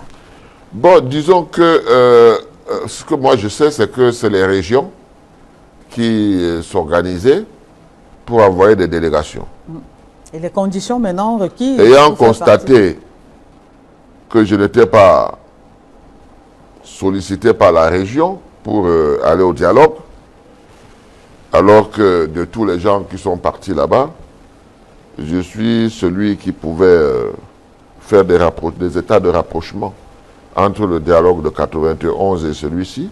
Naturellement. Mais malheureusement, au niveau de la région, je n'ai pas eu, disons entre guillemets, la chance de passer mon examen et d'être retenu parmi les gens de la délégation. J'ai donc dû partir sur Yaoundé moi-même. Vous êtes allé de vous-même? Oui. Je suis allé à Yaoundé moi-même. Il fallait des invitations? Non, les invitations, il y avait les invitations, mais c'était des invitations pour la cérémonie d'ouverture. Oui. Ça n'était pas des invitations pour aller travailler. Donc, vous n'étiez pas à la cérémonie d'ouverture parce qu'on avait J'étais à la cérémonie d'ouverture avec le billet du docteur Adamou Damdjoué, qui a bien voulu me le passer, oui. Mais je n'avais pas d'accréditation pour les commissions. D'accord. Je suis donc allé un jour avant pour aller au premier ministère pour demander. Et quand je suis arrivé au premier ministère, malheureusement, il y avait des difficultés pour y pénétrer, il fallait appeler les gens au téléphone, etc. Et puis un monsieur a garé sa voiture, il m'a vu, il est venu vers moi. Il me demande, mais président, vous avez des soucis, il y a un problème? Je dis oui, j'ai vraiment un problème parce que moi, je n'ai pas d'accréditation pour travailler dans les commissions. Je suis venu, je suis là avec mes camarades. On n'a rien. Il dit, ben, c'est pas possible ça. Vous ne pouvez pas ne pas être dans les commissions. Qu'est-ce que ça veut dire? Et du côté dont vous n'étiez pas dans... Je dis non, le littoral a estimé que je n'étais pas quelqu'un qui pouvait aller apporter quelque chose. Donc, je n'ai pas été retenu. C'est comme ça qu'il a pris mon nom, mon numéro de téléphone et puis ceux qui m'accompagnaient. Il m'a demandé, vous voulez travailler dans les commissions, vous êtes au nombre de combien? J'ai dit, nous sommes 7. Nous sommes 7. Donc, il m'a dit le lendemain, comme il faut du temps pour fabriquer les badges et autres, c'est le lendemain soir que vous pourrez les avoir. D'accord, c'est grâce à ce monsieur que vous avez reçu les badges. Donc, c'est comme ça que j'ai eu des badges. C'est comme ça qu'on a appelé mon nom en plénière pour me dire je suis dans telle commission, etc. etc. Donc, j'ai regagné les commissions avec un jour de retard. Mais j'ai pu atteindre mon objectif, c'est-à-dire contribuer, participer à ce grand dialogue qui était très, très important. Parce que je me suis rendu compte que il y avait quand même déjà au visuel, c'était assez strict parce que j'ai vu des ministres qu'on a refoulés, tout simplement parce qu'ils n'avaient pas de badge. Donc c'était mais comment quelqu'un n'a pas de badge et il s'amène quand même? Mais c'est des habitudes, non? Quelqu'un sait qu'il est ministre, il a des passe-droits. Mais là-bas, ce n'était pas comme ça. Si vous n'avez pas le badge, vous n'entrez pas. D'accord. Donc, ils ne sont pas entrés. Ils sont allés chercher leur badge à la maison. Donc, c'était strict. Oui. Alors, comment est-ce que vous, Sambaka, vous avez apprécié cette façon d'organiser ce grand dialogue national-là? Et bien avant, beaucoup disaient qu'il fallait libérer les prisonniers politiques, les Maurice Kamto et bien d'autres pour qu'ils viennent participer à ce grand dialogue national-là. Comment est-ce que vous avez vu? Vous savez, ce n'est pas pour nous vanter. Hein. C'est pas pour nous vanter. À l'UDC, nous sommes formés. Nous savons ce que c'est. Nous sommes formés. Nous sommes formés. Et ça, personne ne peut nous enlever cela. Ce n'est pas comme ça qu'on négocie. Ce n'est pas comme ça. On a des préalables, certes. Mais les préalables, ça se discute dans un cadre précis. Ça se négocie. Vous croyez qu'à la tripartite, comment ça s'est passé? C'est bien Dame Joya que l'opposition a envoyé négocier. Et il a obtenu 80% des préalables. Il y a la manière, il y a les techniques. On ne dit pas, si vous ne me donnez pas ça, je claque la porte, je m'en vais. Non. Il y a des techniques de négociation. Il y a la diplomatie qu'on doit maîtriser. Il y a pas mal de choses qu'on doit faire. Voilà. Donc, dans ce rendez-vous, il n'était pas question d'avoir un bureau mixte, c'est-à-dire fait de plusieurs parties composantes. On a trouvé les bureaux étaient déjà là. Et puis à la tripartite, on avait négocié pour qu'on ait des résolutions, alors que ici, ce sont des recommandations. Mais la volonté politique de faire quelque chose est plus forte que tout ça. Parce que ce que j'ai constaté, le président de la République a dû confier cette tâche au Premier ministre et rien qu'au Premier ministre. Au seul qu'au Premier ministre. Parce que c'est le Premier ministre qui a organisé tout ça.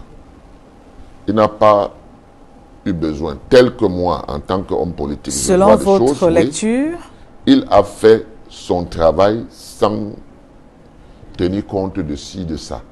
Avec des gens avec qui il pouvait travailler en toute confiance. Ce qui fait que du coup, ce gouvernement qui était là pléthorique, était là pour être des personnes ressources. Ce n'était plus ce qu'on voit souvent là, le ministre est là, il faut trembler, etc. etc. Non, ce n'était pas comme ça.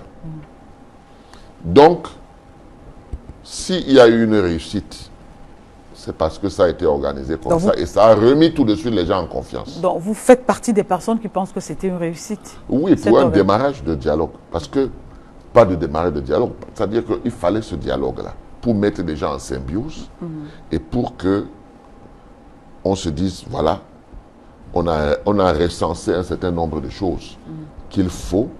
Maintenant, il faut passer à l'étape du cessez-le-feu. D'accord.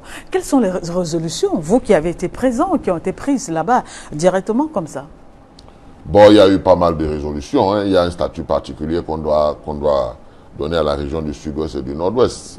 Parce que ceux qui dirigeaient ne voulaient pas qu'on touche à la Constitution. Mais vous allez voir que plus tard, on va toucher à cette Constitution. On va toucher à cette Constitution. Si on veut faire le bonheur des Camerounais, on est obligé de revoir la Constitution. On ne peut pas mettre le sud-ouest et le nord-ouest sur le régime spécial. Heureusement même que la Constitution avait peut-être prévu cela.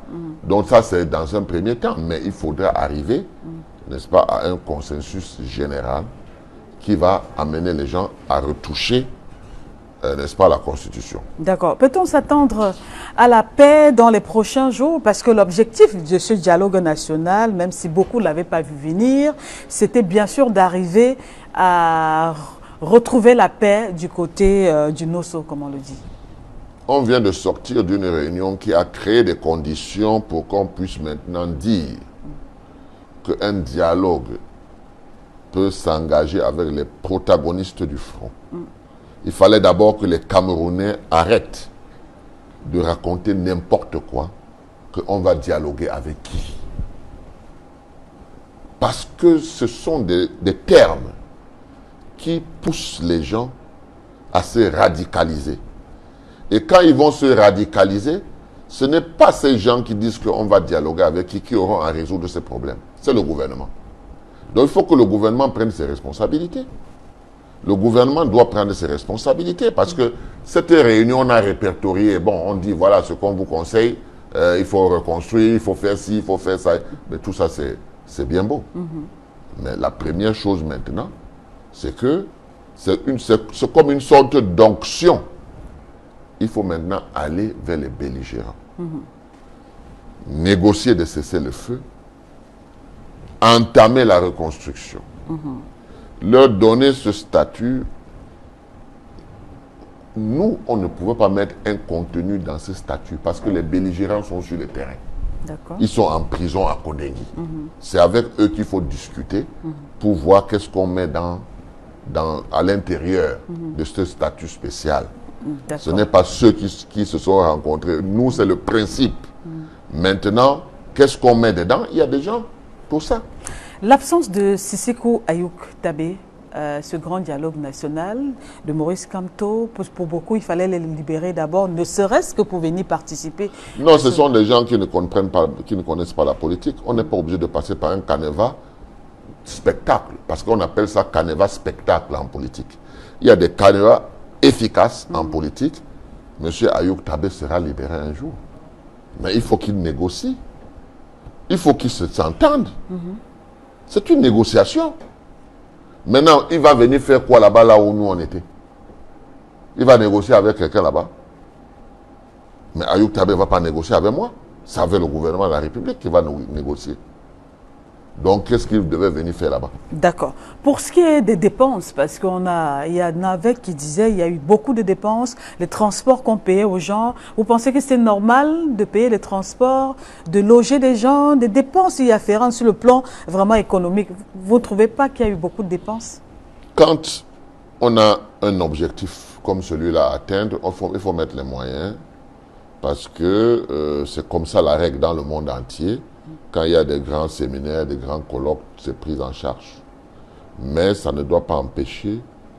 Moi, je vous ai dit, quelqu'un comme moi, je n'ai bénéficié de rien.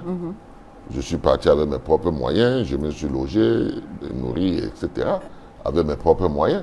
J'ai travaillé. Vous n'avez pas pris les petits déjeuners là-bas, les dîners? Non, ce qu'il y a sur place, il y a des pauses café, il y a des dîners. Vous comprenez? Mais ça, c'est ce que vous trouvez sur place. Et je dois vous dire que de ce point de vue, rien n'a manqué. Hein. Donc tous les participants avaient droit à cela? Oui. D'accord. Ça s'est bien passé, il n'y a pas eu de bousculade? Ça s'est bien passé, même les encadreurs. Parce que je voyais à un certain moment, même la police qui était là, on leur faisait des tables et tout ça là, puisqu'ils restaient là du matin jusqu'au soir.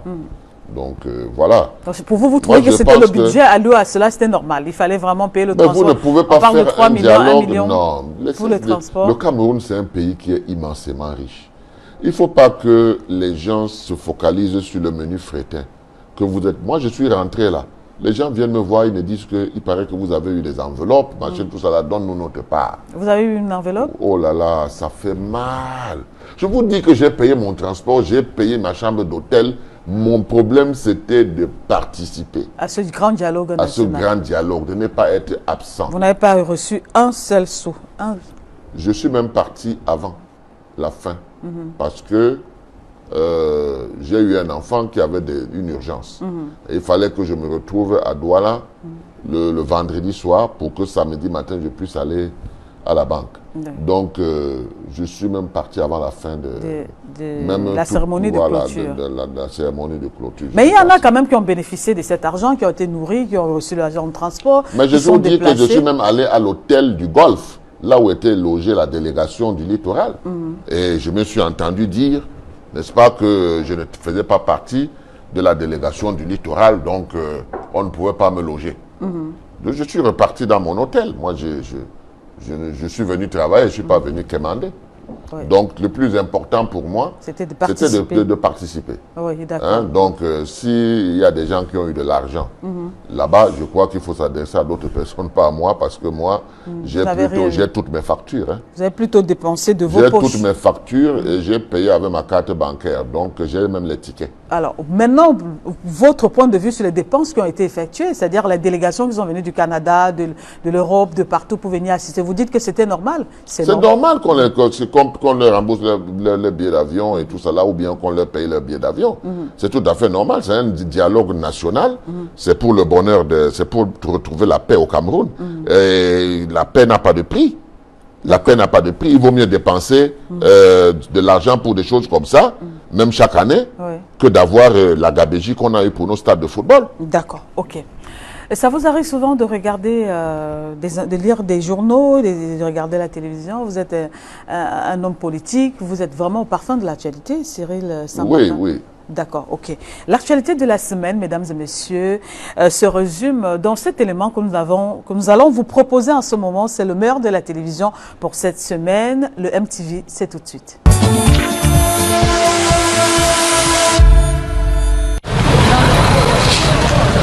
Circulation paralysée ce mercredi matin à la zone industrielle de Bonabéry. La population, choquée, observe les carcasses de ces véhicules en cause dans un accident meurtrier qui s'est déroulé dans la nuit de mardi à mercredi à cet endroit. Sur le site, des pieds de chaussures abandonnés, un chapeau de type traditionnel. Les propriétaires s'en sont-ils tirés? Difficile de répondre à cette question.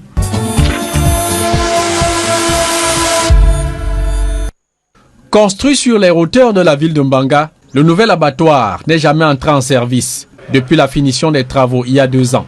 Les bouchers de la localité boudent le nouvel ouvrage pour 2 raisons. Son éloignement à plus d'1 kilomètre du centre-ville ainsi que le manque d'eau courante pour le nettoyage du bétail abattu.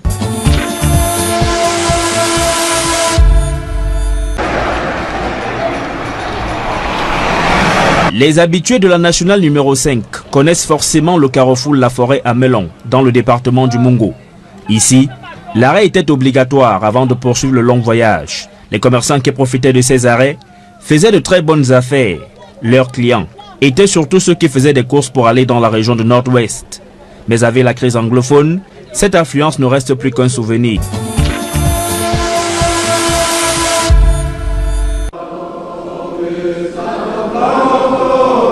Des ex-combattants exécutant l'hymne national devant des participants au dialogue national tout cuit et conquis. L'entame de ce conclave n'a pas manqué d'accent singulier. À l'heure des prises de parole, le Premier ministre a insisté sur la responsabilité qui incombe à chacun lors du dialogue national.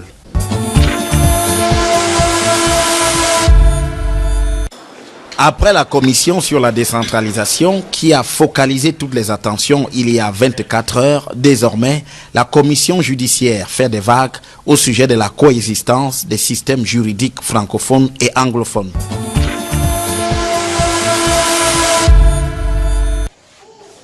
Couché au centre de santé de Biakoa, ce jeune qui porte plusieurs blessures souffre dans sa chair. C'est l'une des 3 victimes d'un accident pas comme les autres, survenu sur le tronçon Bangassina-Biakoa. Leur moto est entrée en contact avec un poteau électrique qui jonchait ce qui sert de route et le pire a été évité de justesse.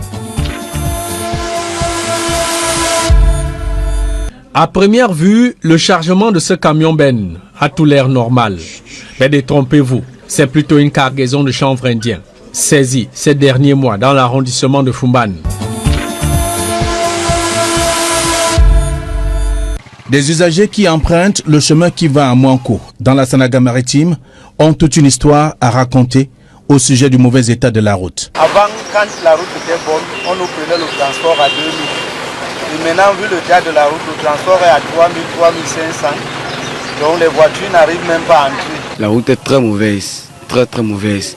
On ne parvient pas à travailler les voitures que les gens qui souffrent. Nous-mêmes, on endure beaucoup nos motos parce que nos motos sont en risque. Elles se gâtent. Des véhicules et des engins à 2 roues qui réussissent à braver les nids de poules et parfois des bourbiers qui jonchent le tronçon ne sont plus reconnaissables par des concessionnaires.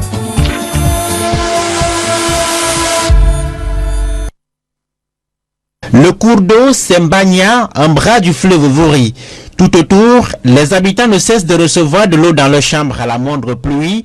Le phénomène est très récent. Il est dû, à en croire les victimes, à des travaux de remblai effectués en amont du cours d'eau par un privé, lequel souhaite ériger un projet dans la mangrove. Ben écoutez, j'étais déjà choqué de ce qui se passait. J'ai été encore plus choqué de savoir que pendant que certains mangent du caviar ou du foie gras, des jeunes comme ça sont dans la bourse, des enfants, et ils nous ont donné un discours qui touche, un discours qui devrait encore susciter plus grandement notre conscience.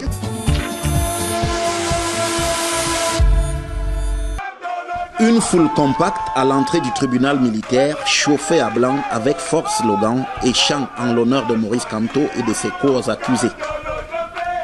Lorsque ceux qui sont encore des prisonniers apparaissent dans les véhicules des prisons centrales et principales de Kondengui, c'est l'explosion générale.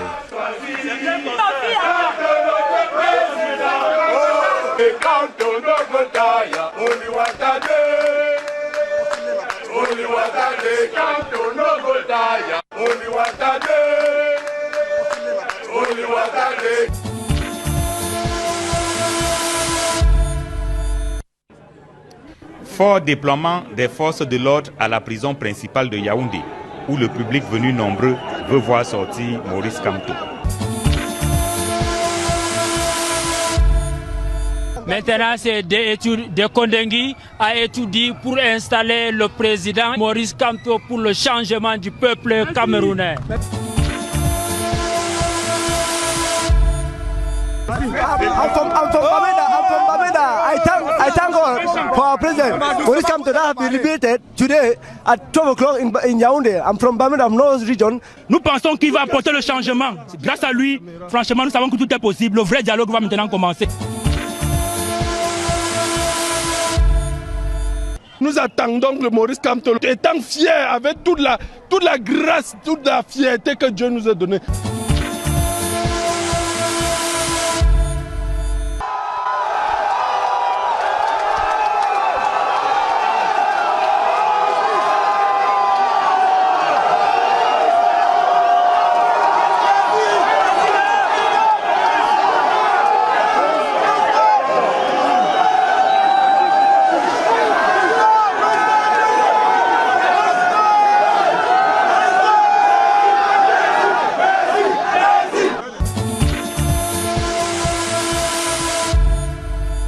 La réaction d'un homme qui redécouvre la liberté, qu'il n'aurait jamais dû perdre. Mais néanmoins, ça c'est les vicissitudes de la vie. Nous sommes dans le combat. Je suis rentré en prison pour mes idées. Et si je suis brimé pour mes idées, je suis prêt à y repartir.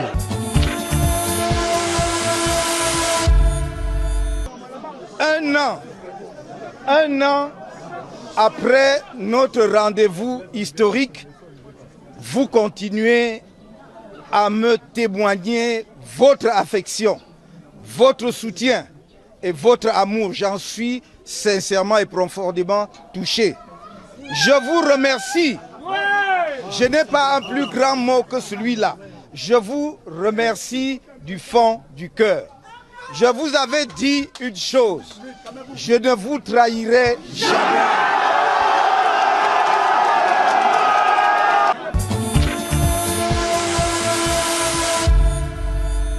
Maintenant, s'ouvre un nouveau chapitre de notre lutte. Si certains pensent que le fait d'être libéré, c'est la fin de la lutte, alors ils n'ont rien compris parce que nous n'avons rien obtenu de ce que nous demandions.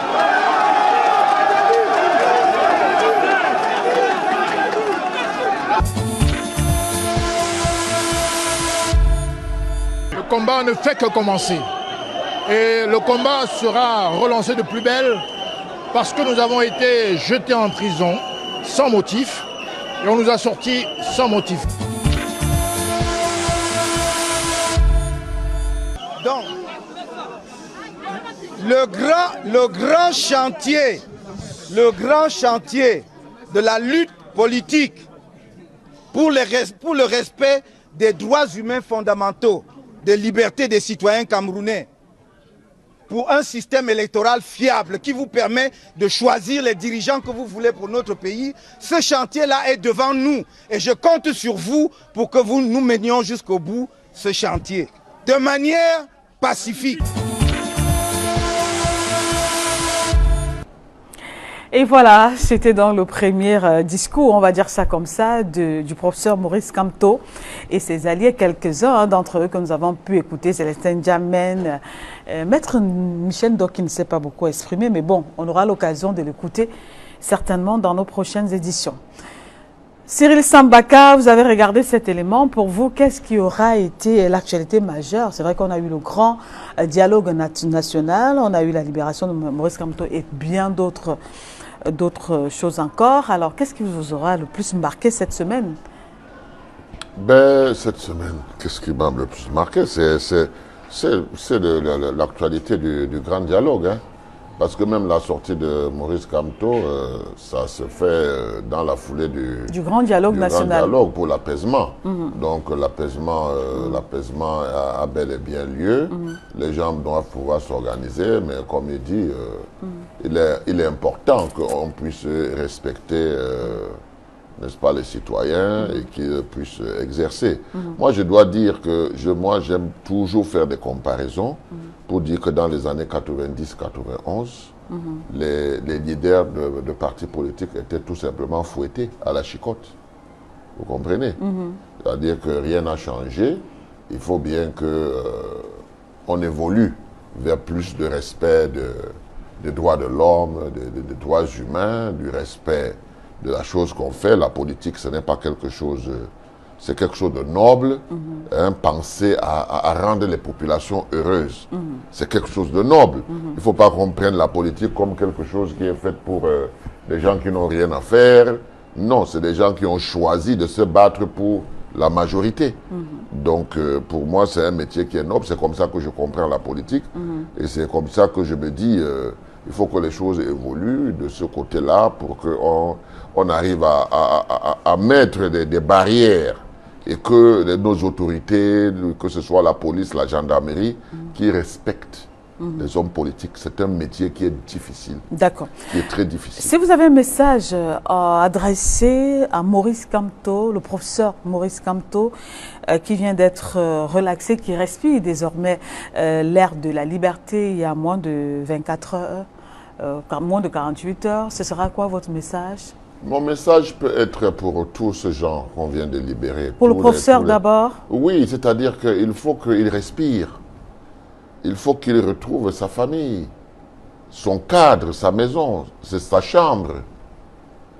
Il faut qu'il se retrouve, qu'il se repose un tout petit peu. Je pense que c'est nécessaire. C'est nécessaire. Bon, après, je n'ai pas de leçon à lui donner. Il sait ce qu'il faut faire et c'est lui qui oriente ses militants, c'est lui qui oriente ses sympathisants. Donc, moi, je dis tout simplement, le chantier, effectivement, qu'il a évoqué, c'est un chantier qui est entrepris depuis longtemps. Il faut le parachever pour qu'au moins, on ait de la calmie en ce qui concerne le processus électoral.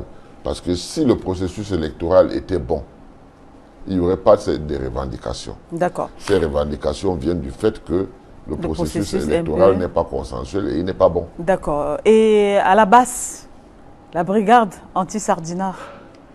Moi, je ne les connais pas trop. Hein. Je ne les connais pas trop. Je n'étais pas content quand j'ai vu que les institutions étaient touchées là-bas à Paris. Quand j'ai vu qu'il y avait des artistes qui n'avaient pas le droit d'aller prester en France. Non mais ça vient d'où ça? C'est pas possible. C'est pas possible de penser comme ça. C'est pas possible de penser comme ça. Et votre message alors il y a autre chose à faire. Non, il y a autre chose à faire. Ce n'est pas... c'est tout simplement que la base doit quitter ce terrain-là de la violence. Il doit quitter le terrain de la violence parce que les institutions, c'est quelque chose qu'il faut respecter. Parce que si vous n'êtes pas au pouvoir vous ne respectez pas les institutions. Le jour où vous arrivez au pouvoir, si quelqu'un d'autre qui n'est pas au pouvoir fait ce que vous avez fait, ça va vous faire mal. C'est pas bon, ce n'est pas un bon signe. Il faut penser autre chose. Et un homme politique, c'est d'abord celui qui sait que si j'étais au pouvoir, si c'est moi qui étais au pouvoir, j'accepterais ceci, j'accepterais pas cela. Alors je ne demande pas à celui qui est au pouvoir de faire ci et de faire ça. D'accord, ok.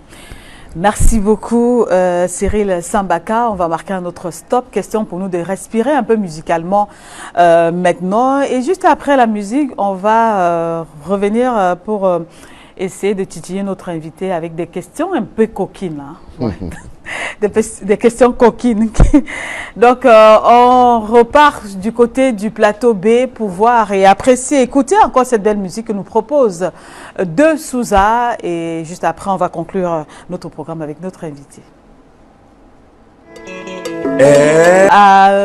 Notre artiste de cet après-midi, le jeune De Souza, c'est un jeune artiste musicien camerounais, il fait ses preuves. Ça fait du bien de voir les jeunes qui vont dans des rythmes traditionnels comme celui-là. Et on lui souhaite simplement bon vent dans sa carrière musicale. Alors Cyril Sambaka, c'est le genre de rythme sur lequel vous pouvez vous essayer de temps en temps? Oui, quand je ne suis pas fatigué. Quand on n'est pas fatigué. Là, vous pouvez vous lever, esquisser quelque part de danse. Pas aujourd'hui, parce que je suis fatigué. Non, pas aujourd'hui, bien sûr. Voilà. Non. Mais ça vous arrive souvent de le faire? Oui, tout le temps. Alors, Cyril Sambaka, maintenant, on va continuer avec des questions un peu coquines pour vous. Alors, on va commencer peut-être par chercher à savoir. Vous êtes un bel homme, comme vous l'avez dit en entame de ce programme. C'est pas moi qui l'ai dit, on m'a souvent dit. Je vous le dis aussi. Vous êtes un très bel homme. Merci. Merci. Et c'est vrai en plus, c'est pas pour vous flatter, non. Alors, quel est le style de votre... C'est vrai, vous êtes un homme marié, hein, mais à l'époque, quand vous étiez encore gentleman et tout, vous vous sentiez attiré par quel type de femme? Grandes, les femmes corpulentes, minces, grandes? Aujourd'hui, je sais ce que je veux, ce que j'ai. Bon, avant, je pense que c'est difficile. Hein, comment ça, c'est difficile, Cyril Sambaka? Comment ça, c'est difficile? C'est difficile quand on était à l'école et tout ça là, on avait toutes sortes de copines. Hein. Donc, la femme, c'était la femme, quoi. Vous n'aviez pas de choix précis? Au début. Oui. Donc, au début, tout numéro gagnait, comme on dit. Non, tout numéro gagnait. Les grandes, les noires, les brunes, les claires, tout ça, pour vous, ça n'avait pas d'importance. La femme, c'est la femme. Oui, parce que quand j'essaye de me rappeler, je pense que la femme doit être naturelle. Les femmes, il y a des femmes qui sont claires, qui sont naturelles. Il y en a qui sont noires. Sambaka, c'est pas ça la question. Non, c'est pas ça la question. Elles doivent avoir... c'est pas ça la question, Cyril. La question, c'est... Ne soyez pas embarrassé. Hein. Non, je ne suis pas embarrassé. Voilà. Je cherche à comprendre parce que ce n'est pas des exercices que je fais beaucoup. D'accord, ok, on passe. Aujourd'hui, vous êtes marié. Pour vous, vous pensez... Vous êtes un homme fidèle? La fidélité, pour vous, c'est quelque chose... La fidélité commence par la pensée. D'accord. La fidélité, la vraie fidélité, c'est dans la pensée. Donc je crois que je suis un homme fidèle. Voilà, vous êtes fidèle à votre épouse. D'accord. Vous vouliez que je sois fidèle à quoi? Je vous dis que la vraie fidélité, c'est dans la pensée d'abord. Parce que quand vous êtes un homme fidèle, c'est que vous avez quelqu'un dans votre pensée. D'accord. Vous pensez qu'être un mari, vous êtes un mari jaloux pour vous? Parce qu'il y a des personnes jalouses qui ne reconnaissent même pas qu'elles sont jalouses. Vous êtes un mari jaloux? Ben, il faut avoir des raisons pour être jaloux. Moi, je ne pense pas. On est jaloux. Vous savez pourquoi on est jaloux? Non. On est jaloux parce qu'on fouine. Un homme comme une femme ne doit pas fouiner. Parce que quand vous êtes du genre fouineur, vous allez toujours trouver quelque chose qui va vous amener à manifester votre jalousie. Donc, il faut savoir garder sa santé. Hein. Parce que la jalousie, c'est quelque chose qui est très, très dangereux pour la santé. C'est dangereux pour la santé. Peut-être les jeunes de 30 ans peuvent se permettre Vous n'êtes pas un homme fouineur. Vous ne fouinez pas dans les affaires de votre épouse, dans le téléphone et tout. Non. Est-ce que ceci explique cela, Cyril Sambaka? Ben, je suppose que oui. Il ne faut pas fouiner.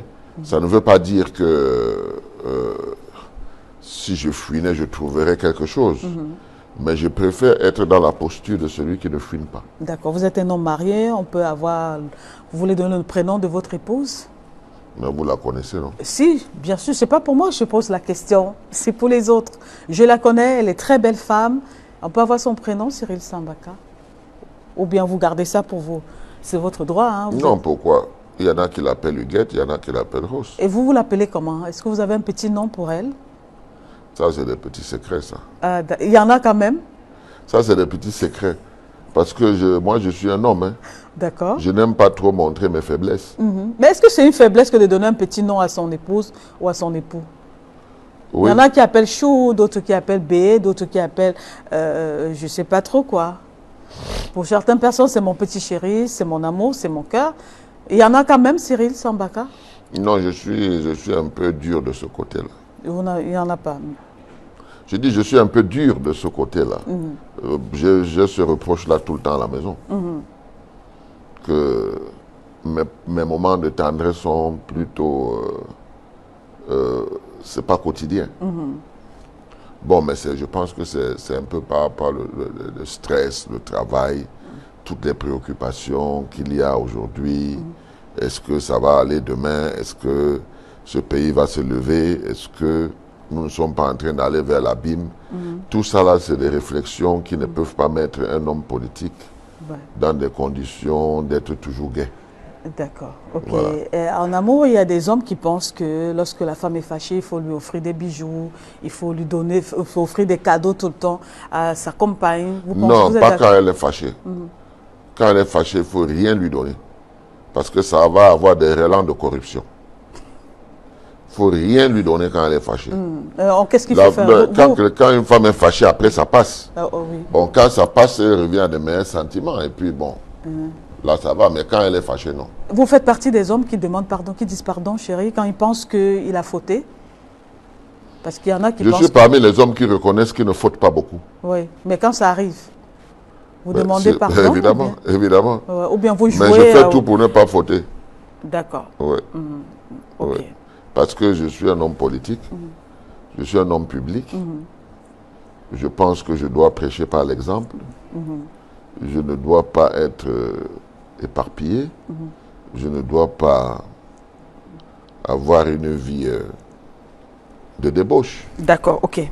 Cyril Sambaka, merci beaucoup. Hein. L'émission est terminée. On va s'arrêter ici. On vous dit merci du fond du cœur d'avoir accepté. C'est moi qui vous dis merci parce que je pensais que 2h30, j'allais avoir des soucis de santé parce que depuis que je suis rentré, je ne fais que cavaler. Oui, depuis une semaine. Mais je me rends compte que les 2h30 sont passées sans aucun problème parce que peut-être parce que vous êtes agréable à regarder, vous amenez du soleil, vous amenez la... Voilà, donc votre émission est très intéressante. Je pense que ça va. D'accord. Merci beaucoup de m'avoir reçu. C'est nous qui vous remercions. On va simplement remercier la grande équipe de dimanche avec vous. À la réalisation ce dimanche, on avait Varios Bounia et merci. On avait Farel Bounia autant pour moi. Merci à Varios pour cet élément, le MTV qui a réussi à très bien monter.